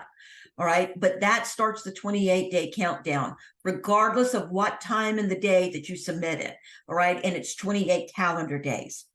Now, the cardinal rule here has been if a service is not listed on a 470, you cannot get funded for that item on the 471. All right, so it won't be funded. So if in doubt, put it on the 470. All right, I refer to that 470 as a wish list. Now, we've talked extensively about, when do you file a 470? If you're in that middle of a multi-year contract that will at least go through June 30th, 2025, all right, you would not need to file the 470. If you're looking at that, CABIO option, all right, just keep in mind that there are some times when you may not need to file this. All right, so to file the form, I'm going to start out showing you the static slides, and then I'm going to jump over to that training site. I think it may make a little more sense as we see the flow, all right, of an actual form. So I may jump back and forth. So to start out, we'll click where it says Form 470. So every E-rate form that you file, it's going to ask for a nickname. So this is user defined. Now, I recommend, making it descriptive enough. So if you wind up having multiple 470s for the funding year, it makes it easier to distinguish one from the other. All right, because when we go back, if you have to go back and search for your 470s, you click on the nickname. All right, so again, make it descriptive. Here I just said funding year 2024, that this has both category 1 and category 2 on it. All right, so once you give it the nickname, you can click on save and continue. Now, when we do that, it's going to go out and look at the portal, and nowhere on the 470 will it list all of your locations, all your branch locations. All right, this form simply looks at the portal, how many total entities do you have, all right, that has an entity number, and it'll show that total. All right, so in this case, it's showing 7 entities. There's nothing, if you say that, well, no, I really have 8, you cannot make a correction here, all right? This is what it is. Now, if you are filing a 470 and you're asking, let's say, for a hotspot for your bookmobile, but you've not gotten an entity number for that bookmobile yet, that's okay. You can still file the 470, all right? But you would explain in the narrative or in that RFP, document, that this is for our new bookmobile, all right? You do not have to have the entity number, right, for the location while you're filing the 470. All right, so just look it over, see is that correct, save and continue. Now, I do want to point out here, as you go through the form, let's say you get a phone call, all right, you have to step away from the application, the system will time out, all right? So if you're in the middle of filling out the form, the system times out, or for some reason you have to get out of the portal. In order to get back into that form, the blue menu bar, you'll see where it says tasks. When you click there, look for something that says create Form 470. All right. Now, even though you've previously started it, it still calls it as, it designates it as create. All right. But when you click on that, it'll pick up wherever you left off. Oftentimes, folks don't realize or they're not sure how to get back into a previously started form. So it's, well, I'll just start a brand new one. Okay. It's that simple enough. However, if you have incomplete forms sitting out there, even after the deadline to file, the portal has this habit of sending us automated emails saying you have an incomplete form out there, you need to go in and complete it. All right, and it causes a lot of confusion. All right, just know if something's sitting out there incomplete, you risk those emails coming. All right, so if you go in and you start a new one, when you're done, go into tasks and delete anything incomplete out there, all right, that you don't want. So we're going to click on create at this point, all right, and pick up where we left off. Now, it'll ask us, are you the main contact, yes or no? Now, if you enter yes, all right, then it's going to plug in the contact information, all right, however you logged in. So if you logged in under your credentials, as you should, all right, then it's your information that'll be populated. If you answer no, that you don't want to be the main contact, you can designate another portal user, all right, as that contact. But the individual has to have a portal account. All right, so once we have that, click on Save and Continue.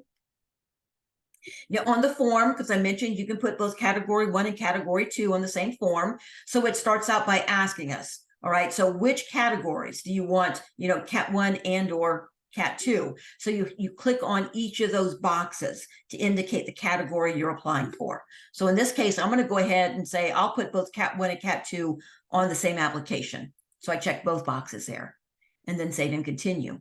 Now, I do want to point out here, I talked about, if you have those incomplete forms, most of the screens, once you go back to that task, you'll see a button here that says Discard Form. All right. So again, that's how you clean up, any incomplete documents out there. All right. It'll kick it out of the portal. All right. So we'll click on Save and Continue. Now it's asking, for any service that you're putting on this application, do you have an RFP document?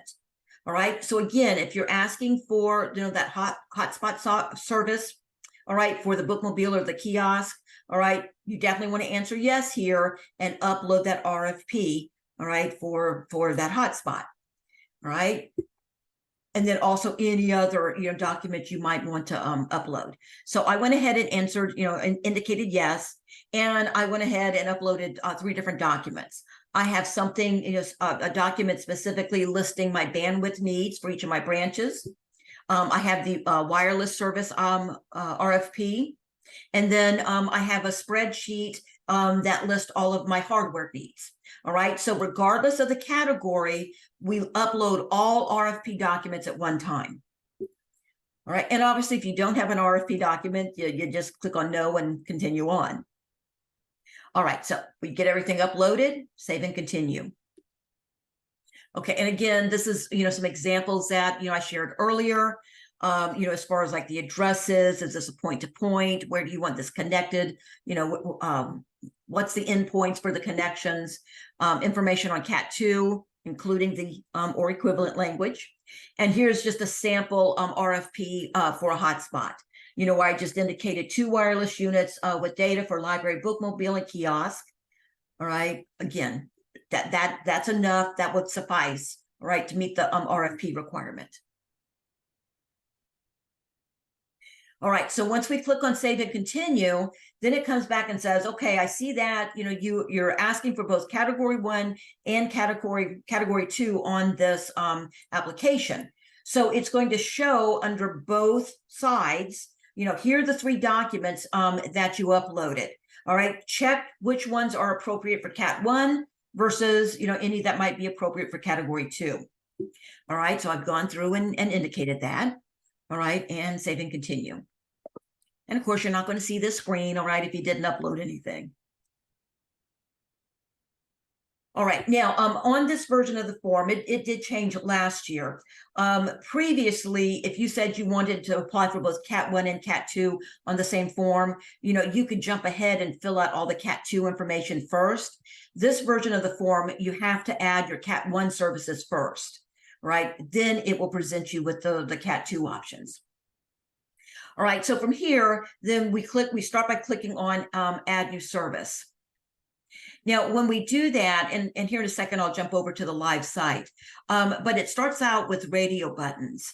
All right, so you need to think about if you are simply looking for those point-to-point circuits. All right, so it's just going to be the circuit because your intent is branches are going to come back to the main library where, Oakland is providing the internet access. All right. So in that case, you want just the circuits, right? You don't want quotes that also include internet access. All right. So again, think about the services that you need. If this is if you're asking for service for a remote branch where you cannot get a point-to-point back to the main library, then you want to ask for both the internet and ISP. Think about your situation. All right. Now, when I click on this first option, it says I seek bids for internet access and or data transmission service. All right. When I choose that, then I get 4 more options. bear with me just a second here.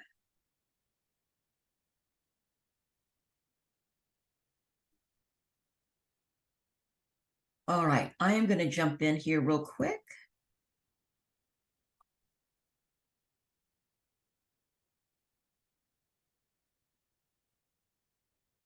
I just give it a quick nickname. I think it may help just, understand the flow just a little bit better. Let me just get caught up here. Now, for the sake of time, I won't upload RFP documents. All right, and then I click on Add New Service. All right, so when I click on, I'm looking for internet and or data transmission service. Then it's asking, okay, so, what configuration are you looking for? If you do need, let's say this is for that remote branch location and you need both internet and the circuit, all right, then you would choose the first radio button. All right, I seek bids for internet access and data transmission service. So when I click there, all right, then it gives me two more options. All right, in this grouping, the first one is I seek bids. It's basically repeating that language. I seek bids for internet access and data transmission service. Now, if you are looking for the, if this is the line item where you're asking for the cellular data plan, the hotspot for the bookmobile, this is where you're going to find it located. All right, I seek bids for data plans or wireless adapters. Now, again, if you choose that option, this is where it's going to say you have to have an RFP. All right. But when I say, nope, this is really just for that bandwidth and internet, all right, out to that remote branch. Then it's going to ask me, what's the quantity? All right. And it says the unit is defined as each. It means how many circuits. All right. Well, let's say it's that single remote branch. So I'm just looking for one circuit. How many entities will it serve? It's for that single branch. So I'll put in a quantity of 1. All right. And I'll show you what it looks like when you're asking for just the data circuits. All right. We'll look at that example as well. All right. But here it's saying, okay, so for this location, what's the minimum bandwidth? All right. Well, maybe, here we need more than, what a CABIO option, all right, would give us. Let's say we're looking for, at least 100 megs. All right. And then what's the maximum? Right. Well, we'll say, well, let's go up to 500 megs. All right. So again, look at your needs there. Now, for every line item that you add, it's going to ask this question: are you seeking installation, activation, and configuration? All right, for the service. Especially under category 1, I always answer yes. So if there's some install cost, you want E-rate to cover that. All right, because that is eligible. All right, save request. Now, I do want to point out here, they've added this button last year. It says save and create another request. When I first saw this, I thought, well, that's nice. It's going to save me some steps. If you choose that option, it just repeats all of this information. All right, so I haven't found that option to be very useful. All right, but again, if you choose create another request, it's just going to duplicate, all right, the minimum, the maximum, the type service.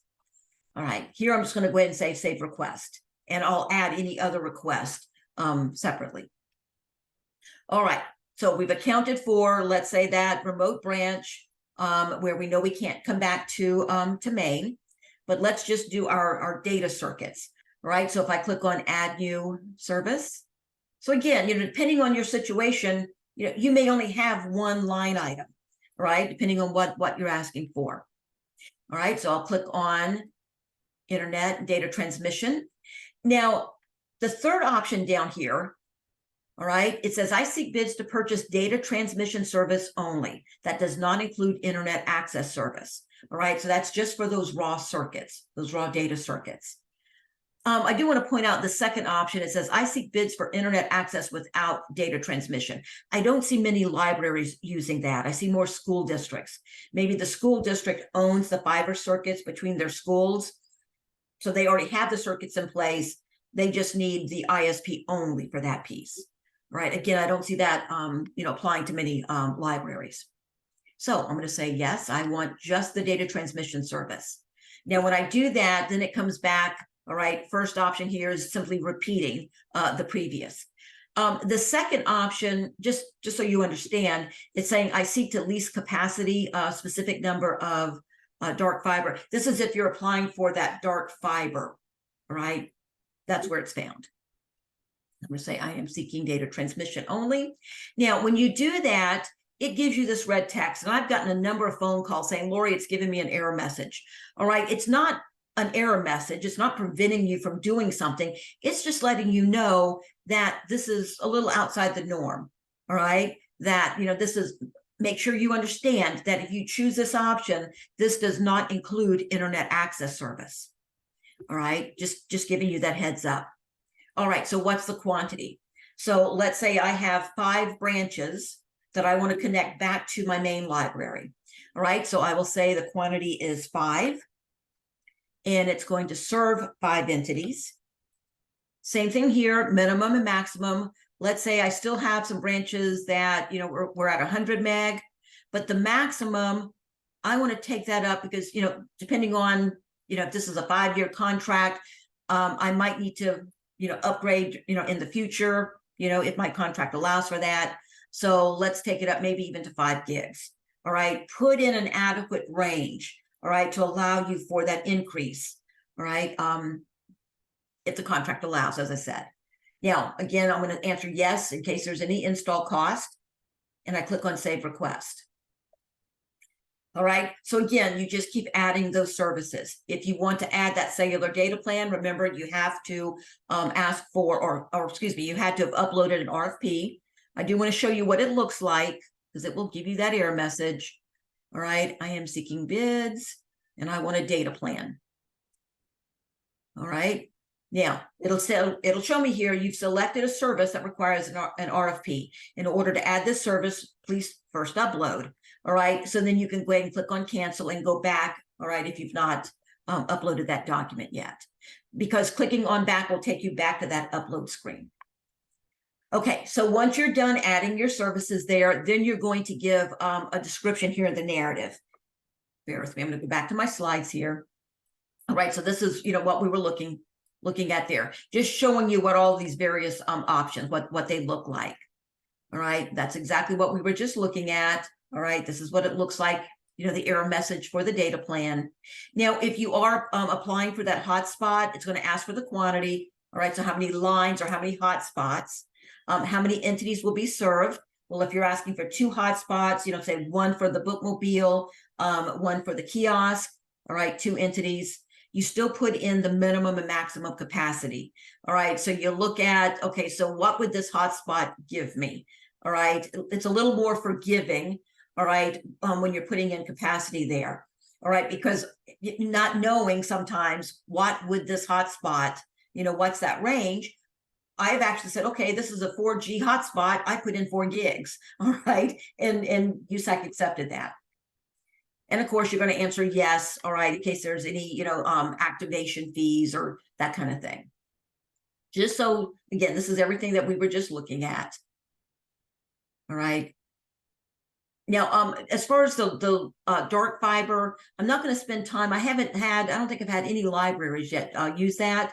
If you are looking at the possibility of dark fiber, please let me know. I have some sample RFP documents you might want to use. All right. And I can walk you through some of that. But I won't spend any more time on that today. Same thing with the supervision. As far as libraries owning the fiber, we don't have that happen very often. Now, this network equipment, I do want to point this out here because you will see that option. Do not confuse this where it says Category 1 network equipment. This is referring to if you're doing that fiber build out where you have to purchase the electronics to light the fiber, all right, the GBEX. All right, this is not Category 2, routers, switches, or access points. And the reason I'm pointing it out, I've had people choose that option expecting to buy Cat 2 equipment. All right, and that did not work. So again, just don't confuse those. All right, same thing with you might have dark fiber that maybe again maybe the local telco is providing some dark fiber option. All right, where they maybe just charge some operating fee, a maintenance fee. All right, but you'll see that as an option here. When you choose that Cat 1 network equipment, drill down there, all right, to get to the maintenance and operation. All right, again, I've only seen a handful of applicants on the library side use that. All right, but let me know if you have questions there. All right, so again, this is what we were just looking at, all right, putting in that range. Right now, once you have all of your line items there, right, then in the narrative, this is where you're going to state, right above the text box, it says, in the narrative, state any disqualifying factors, additional details about the eligible locations, all right, so street addresses, things like that, or other information about the service request that would help bidders develop bids, all right, in response. So here I said we're seeking a minimum of 100 meg bandwidth to serve our 4 library branches. All right, if you attach that RFP document, add the language, see attached RFP for full details. All right, that tells the service provider they need to drill down to your RFP, all right, because they have to click on, it says view when they look at your 470. That way they know to drill down to get that additional information. I also included that we're seeking 2 cellular hotspots to serve our bookmobile and kiosk. See the attached RFP. Now, as far as those disqualifying factors or your preferences, this is where I would state, if you prefer local or in-state vendors. This is also where you would state, the deadline to respond is that 29th day. All right, again, any of those preferences or disqualifying factors you would want to list there. Now on the 470 under category 1, we've already answered yes, to the installation question. Here, when it's asking about a payment plan, 99% of the time that's going to be no. This is around if you're doing one of those fiber build outs where the install cost is very large, maybe $100,000, $200,000. All right, that you're responsible for paying your non-discount portion that first year. This is just indicating if you're doing that type of build out and you're looking for some type of payment plan. All right, so again, that's what they're asking for here. So for most of us, the answer is no. All right, and then we click on save and continue. Now, if you selected Cat 2, all right, then it's going to automatically take you to that portion. Now, if you are looking at, depends on the type of Cat 2 items that you're looking for bids. So if you're looking to add, say, some additional, network drops, maybe some new switches, some access points, maybe you need a UPS, a new rack, some license for maybe some existing access points. All right, I just named 6 different things. All right, that means you have to add 6 different lines here. Each of those items have to be accounted for on the form itself. All right, if you upload that spreadsheet sample that I gave you, something like that, even if it's stated in that spreadsheet, let's say you list access points in the spreadsheet, but you don't list access points here on the form, all right, USAC will deny it. All right, because it has to be present on the application itself. Okay, so just like we did with Cat 1, we start by clicking on Add New Service. Now, this would also, if you're looking for MIBS or maintenance, all right, you're going to be adding those services as well. All right, now very similar to Cat 1, we start out with radio buttons. Now, here it's a little bit confusing based on feedback that I've gotten. When you click on Add New Service, it says we seek bids for equipment needed for broadband connectivity, all right, and or related software and right to use license. Nowhere on this line, all right, in this item, does it use the term internal connections, all right, but that's what it is, all right, it's that purchasing that equipment, all right, but then the second one is for the basic maintenance, all right, that one is clearly defined, and then MIBS, the management, the operation management and monitoring. Okay, so if you're looking at adding equipment or requesting equipment, choose the first radio button. Now, once you do that, then it defines the service type as internal connections. And then you'll see a pull down where it says function. All right, they have added, they did this last year, Previously, there was no place, there was no item if you needed the license. All right. So now they've gone back. If it's a piece of equipment, they've added the language and necessary software and license. All right. So it's automatically adding that. Christine. So we have a question for a rack. Would that be for just the rack, or if upgrading, can installation be included? Yes. Yeah. So you'll see racks listed here. All right. And when you choose racks, it'll ask the question, yes or no, if you wanted installation quoted. All right. And I'm going to jump back over to the 470 and show you what that looks like. All right. But again, you're going to see all of the various, types of equipment. Now, I do want to point out this very first option. I refer to this one kind of as a catch-all. All right. It's antennas, connectors, and related components. All right. Because let's say you're asking for to put in some new network drops. All right. Well, we see cabling listed here. So we can say, yes, we want bids for X number of feet of cabling. All right. But for all of those additional components, like I said, those face plates, the hanging brackets, whatever, put those under antennas, connectors, and related components. Christine, go ahead. Okay, and that may have answered the second question. Can only E-rate equipment be on the rack? Well, actually, no, it doesn't. Never mind. Sorry. Can only E-rate equipment be on the rack when you E-rate the rack? Good question. So, they have made a little change there. So in the rack, it is a standard PIA question. What are you planning on installing in the rack? All right. So let's say in that rack, it has 10 bays. All right. So you could put both eligible and ineligible. Let's say you have a rack mount file server. All right. You can put both, both the eligible and ineligible equipment. You might remember from this morning, we talked about that 10% hold harmless, right? So if the this is deep, sorry, but if the ineligible equipment takes up no more than 10%, all right, of that rack space, you don't have to cost allocate. If you're putting in more than 10%, you do have to cost allocate. So in this case, the attendee says that they have a voice gateway at each location. So if the voice gateway equipment takes up less than 10% of the space, then it's okay. Then it's okay.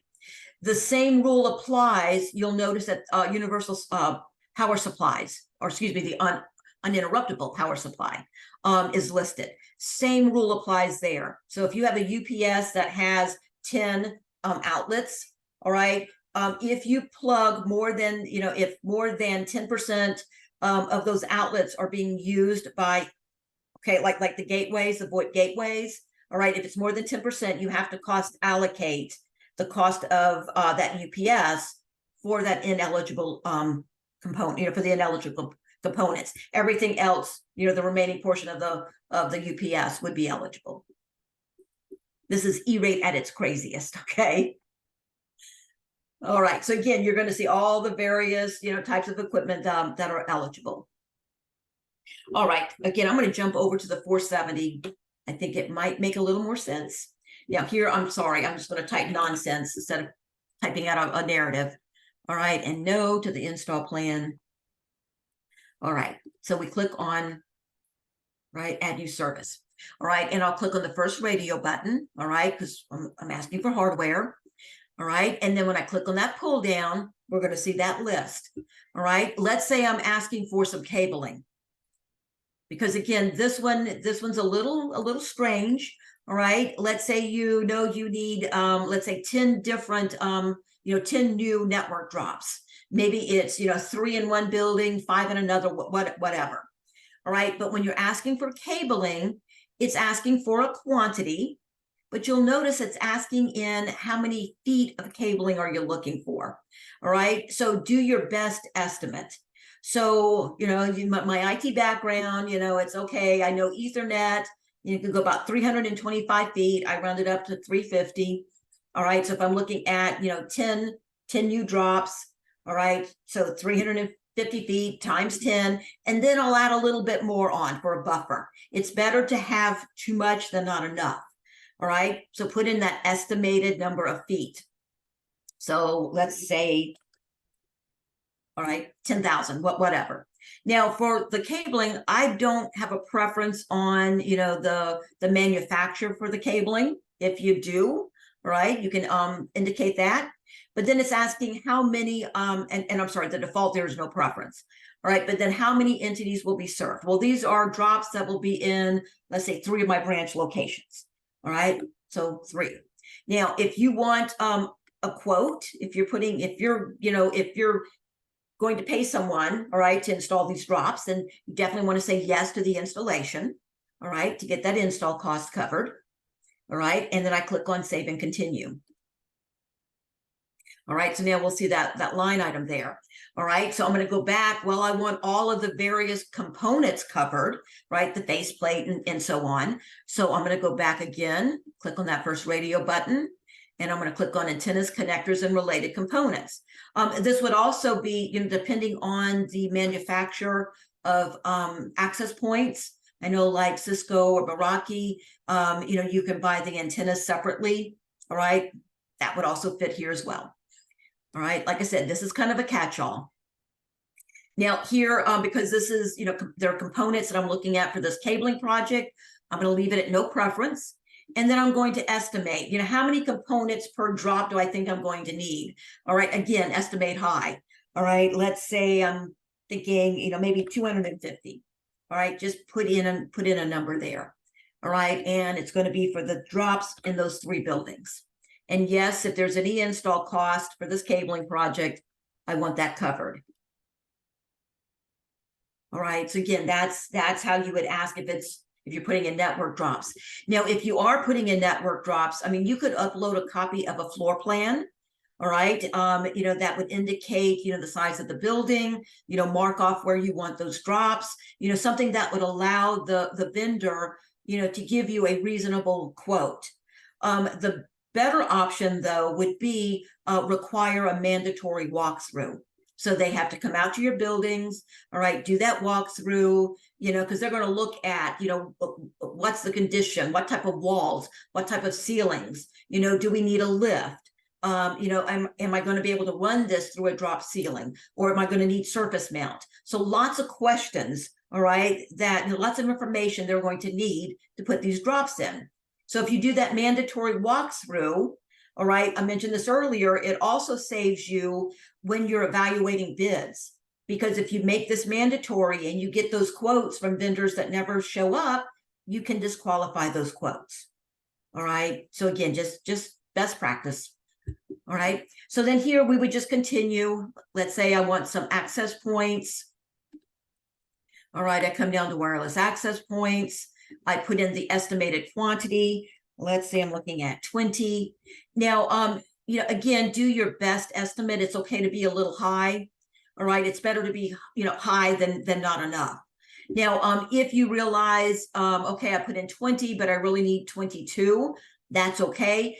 USAC says, you can go up a little bit as long as it's reasonable, but they've not defined what percentage is reasonable. All right, so again, better to put too many than not enough. Now here, I'm going to say, let's say my preferred manufacturer is Ruckus. All right, you'll see there's a very extensive list here. Now, if the manufacturer, your preferred manufacturer is not listed, if you go all the way down to the bottom, there's the option for other, and it'll give you a text field, right? So you can manually enter that information. So I'll just say, okay, here's my preferred manufacturer, and yes, I want a quote to install these. Now, if you know up front that you want, some basic maintenance on this equipment, beyond the manufacturer warranty, they have added this feature, and it really is nice. Instead of me having to go back through all these steps to create a basic maintenance line item, I can now check this box. It says, please select if you would like to create an accompanying BMIC, basic maintenance of internal connections request. And when I do that, it automatically says, okay, this is for wireless access points, and here's your preferred manufacturer. All right, but then it's going to ask how many entities are served. Well, these are APs that I'm going to put out into my 3 branch locations. All right, so how many entities? And I click on save. Then when I do that, now you can see that I have 2 different line items automatically created for me. All right, so again, you just keep adding, all right, until you get all of the components, all of that equipment that you're looking for. Now, if you do want to add MIBS, all right, just because each one's a little bit different here. If I choose MIBS, then it's going to ask, okay, which flavor do you want? Okay, do you want MIBS using equipment that I currently lease or I will lease? Meaning the service provider is going to roll the cost of the equipment, all right, into that monthly service cost. Or I want the MIBS, the management of equipment that I already own, all right, or that I will own. Maybe you already have, let's say 50 APs between your 3 branches, and now I'm adding 20 more, right? Because we just added that line item, all right? But I want MIBS for all of the equipment that we're going to own. So if I choose either option, whenever I choose it, all it's going to ask is, okay, well, how many entities? It doesn't ask how many, how many APs, how many switches, right? It doesn't ask any of those questions. So that's why if you're asking for MIBS, I would upload a document, an RFP saying, for MIBS, here's a list of the make and model and the quantity of the equipment that we already have in place that we want managed. And then you could also say, and we're looking at adding 20 additional APs. All right. So again, you would want to upload some information so they understand what it is you're looking to get managed, right? So we'll say it's for the 3 entities. This is also another time when you might want to require a walkthrough. All right. If you've never done MIBS service before, you could do a mandatory walkthrough, have the vendors walk through, look at your situation, all right, so they can give you, a better quote. Save and continue.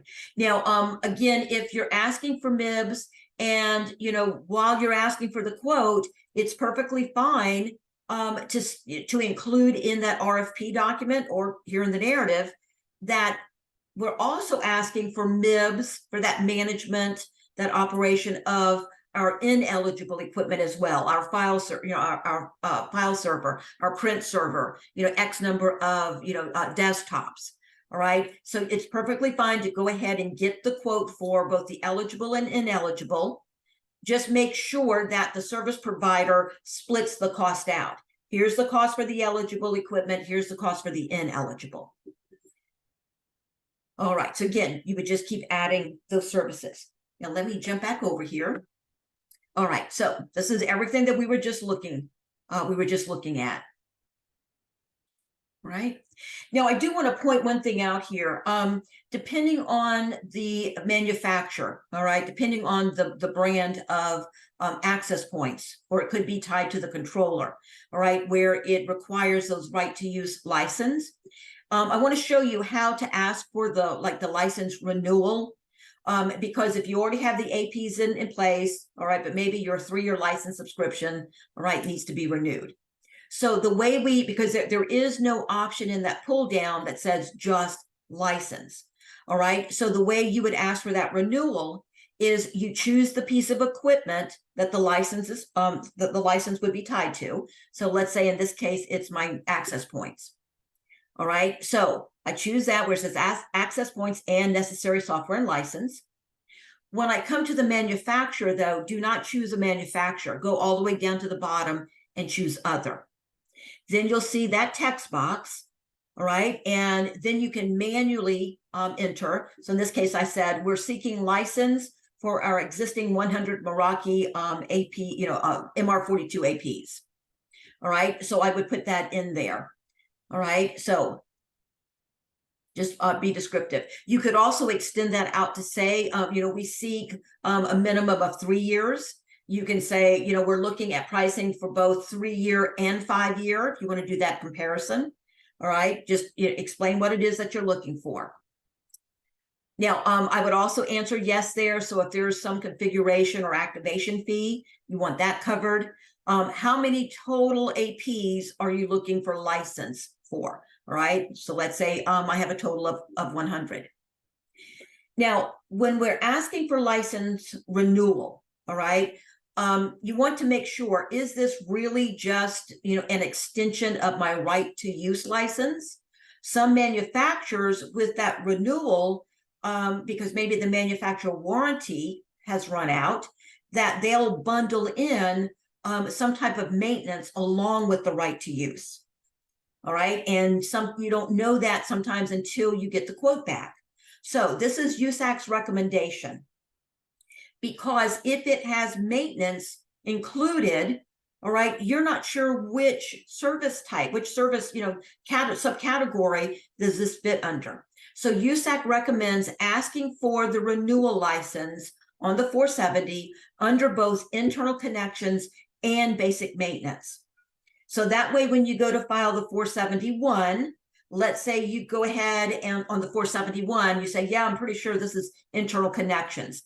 If they find out, they determine during PIA review that, well, no, this part number includes maintenance, we need to switch the subcategory. PIA can do that for us, providing we ask for it under that subcategory on the form, on the 470. All right. So again, I hope that all makes sense. So again, this is USAC's recommendation. So we ask for it, the license only, all right, under internal connections. Now this has made this piece a little bit easier, but we can say, yeah, but I want to ask for this under basic maintenance also, just in case. I would just come here and click this button, all right, and it will create both line items for me. All right, let me know if you have questions there. All right, but do yourself a favor. If you're asking for the license renewal, be sure to put it under both subcategories. Now, I do want to point out one other thing. Here I did mention a specific make and model. That's not a problem here. I don't have to, put that or equivalent, all right, because it's equipment already owned, and I'm just looking for the license for that existing equipment. All right, so no violation there. All right, so again, this is everything that we were just looking at. All right, so let me just get caught up with my, with my slides here. So this is, we were looking at MIBS. All right, so once we're done adding all of those various services, all right, same thing that we saw with Cat 1 in the narrative, all right, give a description.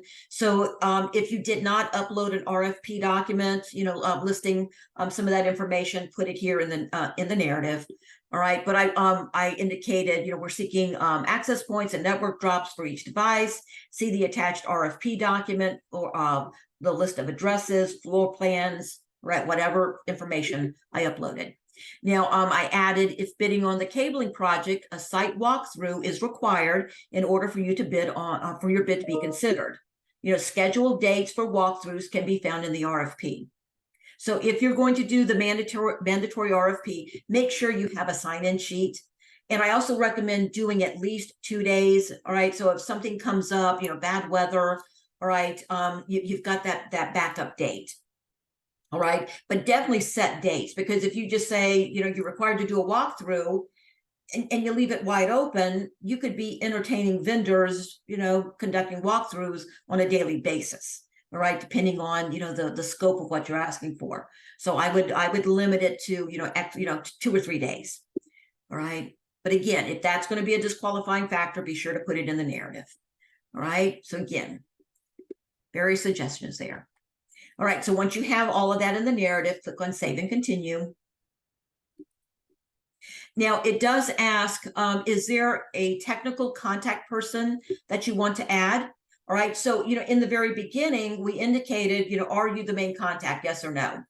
All right, well, maybe you're the director or the fiscal officer, but maybe you don't want to answer those technical questions. All right, so in this case, you could indicate yes, all right, if you choose.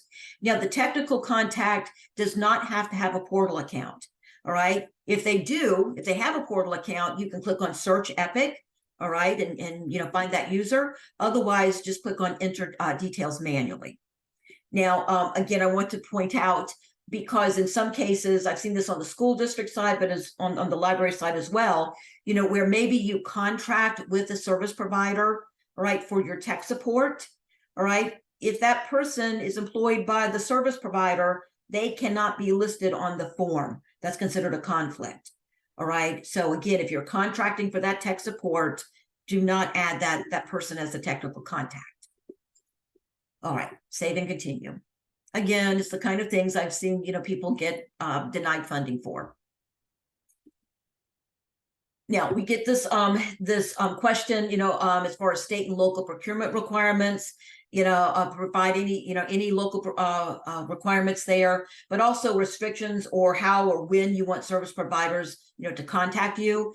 What I suggest doing, some of those disqualifying factors, all right, some of those requirements, local or in-state vendor preferred, put that information here. This is also where I would state, here's my deadline, that we reserve the right to reject bids received on or after the allowable contract date, right? You can state that there. You might want to state also, that all questions and bids must go to, and then put the individual's name and email address. All right. Now, it's typical, even though you say all questions must be emailed, vendors will still call you, they want to chat. When that happens to me, I basically say, per the 470, all questions must be emailed too. Because remember, if you entertain one vendor, give them time to ask those questions verbally, all right, you'd have to do that for all vendors. But then you also risk, giving one vendor information you didn't share with someone else. Okay, so once you're done, plugging all that information in, basically the last step is to review, all right, and then submit. Now, when you click on review, all right, it's going to, these are those bidding requirements we talked about earlier, all right, just to remind you, here's some options. All right, but when you click on review, it's going to basically kick you out of the 470. All right. Now, this part, depending on how busy the portal is, it may take a minute or two for the draft version of the form to be generated. All right. But once that happens, all right, you come up, you click on where it says, click on the blue menu bar where it says task, and then you're going to look for something that says Certify Form 470. All right. So, and it'll have the application number and the nickname you gave it. So we'll click there. All right. And then we're going to see it says download document link. So when you click there, it's a PDF draft of that 470. All right. So check it over. Are the quantities correct? All of the details, did you capture all of the line items, say for internal connections? If you see that, that you made a mistake or you need to add something, you can start clicking the back button. You go back one screen at a time, right? You can go in and make those corrections. Now, if you do click on back, you have to come back to that point to click on review, all right, and then click on task again. Now, if everything is correct, you'll check the box right below that. It says, by checking the box, I certify that everything is correct.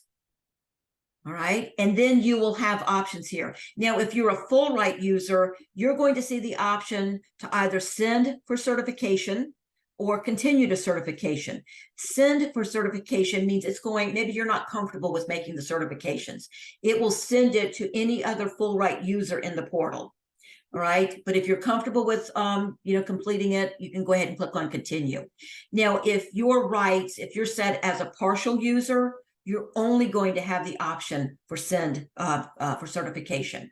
Now, if you do click on send, the full right user or the admin, they'll get an email letting them know that there's a task in the portal to complete. Don't count on them seeing the email. It may wind up in their spam folder. All right. So you want to get with that individual, all right, and make sure that they go in and complete that step.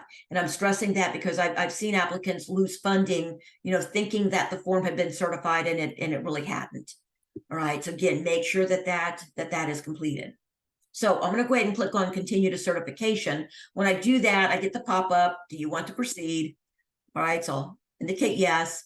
And then you're going to get a series of certifications, read through them, make sure you're comfortable. All right. But all the boxes have to be checked. All right. You cannot choose to leave something blank. Now, if you read through that and decide, okay, I'm not comfortable with this. All right. You can click on back and then click on send for certification.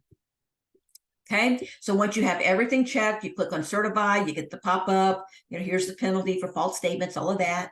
This is where we take a deep breath, all right, and you click on yes. Now, once your form has been submitted, again, depending on how busy the system is, don't panic if, for the first few minutes, if you go all the way down to the very bottom of the landing page, there's a section that says FCC forms and post-commit, all right? And the default is 470. So you choose the funding year. Anything we're filing now is for 2024. So it'll show you the nickname. That's the hyperlink to drill down, all right, and look at the 470. But if you look all the way over to the right-hand side, it's going to show the status. So again, this could take, maybe several minutes to change from incomplete to certified. All right, so give it a minute or so, refresh your browser, all right, make sure that the status changes over, all right, to certified. Now, we've talked about that allowable contract date being the 29th day. Nowhere on the form, as we were filling this out, indicated what that date would be. All right, so what I would suggest you do is, all right, go down to that bottom of the landing page, search for your 2024 form, all right, click on the nickname. And then that's going to show you the summary, all right, of that 470. And then under applicant information, you're going to see the section here that says allowable contract date. All right, make sure that, all the decision makers are aware of that date, because that's the earliest date that you can start evaluating bids. All right, again, but that's where that date is shown. Now, I mentioned as far as making changes on the forms that there's very little that we can, currently that we can change that would not, impact or reset our 28-day waiting period. I'll show you where to find that. If you when you drill down to that summary page, if you click on related actions, you're going to see here are the options. All right, edit application, a nickname, the main contact or the technical contact. If you did upload an RFP document, it will give you the option to upload additional documents, but you want to be careful there, because if you're uploading, say, a changed RFP that's changing the service, that's a cardinal change that restarts your 28-day waiting period. And USAC recommends simply refiling that 470. All right. Now, if you filed a 470 that had both category 1 and category 2 on the same form, and you're only making a change to the cat 2 section, you would only refile for the category 2 portion. All right. Again, I hope that makes sense. But just be careful if you are making any changes to the service, it restarts that 28 days. It restarts the clock. Don't forget about the bid matrix after that 28-day waiting period. Make sure you get that step done. All right. And again, that those documents, those templates that I have out on the website that you're more than welcome to use. That's the 470. And again, I hope I didn't go through that too quickly.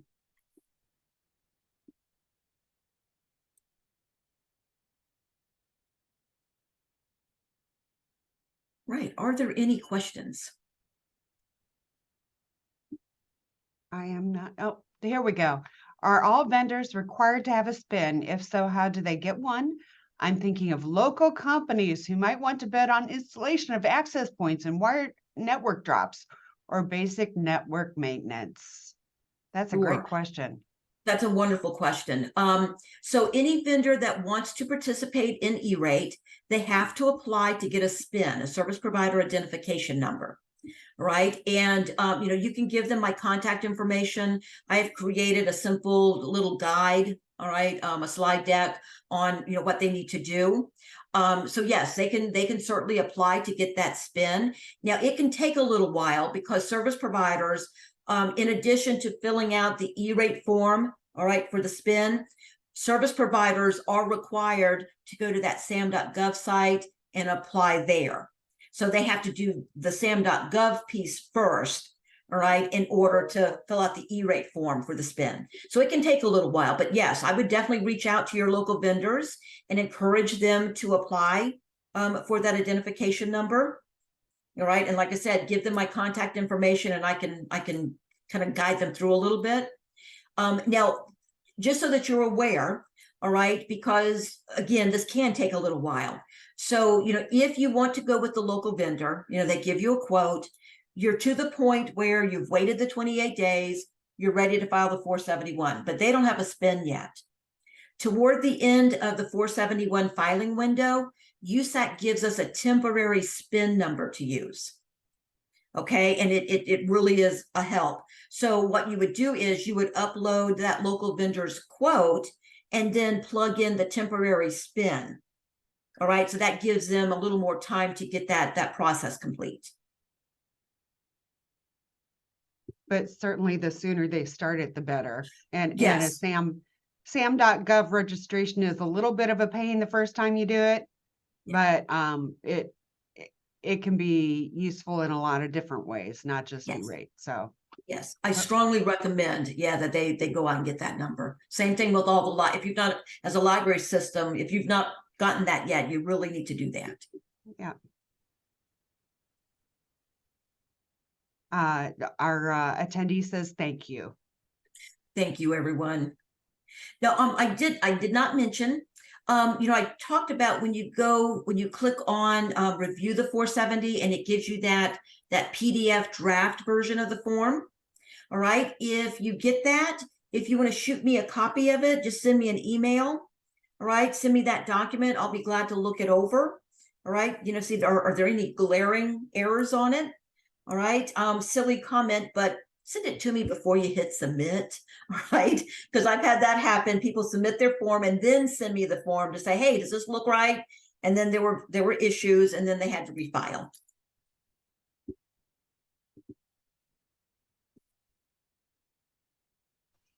Even that's not the end of the world, but it is easier if you don't have to do that. Exactly. Any other questions from folks? So as I said in the chat much earlier, I still qualify as a newbie. This is my third time hearing Lorrie's training. And like she said, there's all sorts of new stuff going on. So it's almost like we're all newbies in some ways, but Lorrie is absolutely wonderful with all the questions that I've had over the past few years. And certainly I have learned enough to be dangerous at this point. So, reach out to Oakland, reach out to Lorrie, and we will get your questions answered if you have questions. And thank you. Newbie after 12 years. I'm fully expecting that I will still feel that way because there's always something different going on. Always something a little bit fresh every year. That's why, frankly, Lorrie, you do this every year, right? I mean, that's why I do this every year. And I mean, I have, some applicants, on both the school and library side that have been filing E-rate since 1998 that still attend training every year. Because, even if the form itself, the field doesn't change, USAC's interpretation of that information can change from year to year. So yeah, hopefully it's a good refresher. Well, I certainly think so. And thank you so much for everything today, Lorrie, and all that you do for Ohio's libraries and E-rate. Thank you. Last call for questions. And thank you for everyone who took the time today to attend. Yes, definitely. Thank you for everyone for attending. We will work on getting this recording up, hopefully within the next day or so on the Oakland YouTube channel. And I will send out an email to all the registrants to let you all know when that is available. But keep an eye peeled for the 471 workshop and keep an eye peeled for all of the updates that Lorrie has been talking about that are in the works. So we will do our best to keep you informed. All right, thank you. And with that, I think I'm going to stop the recording.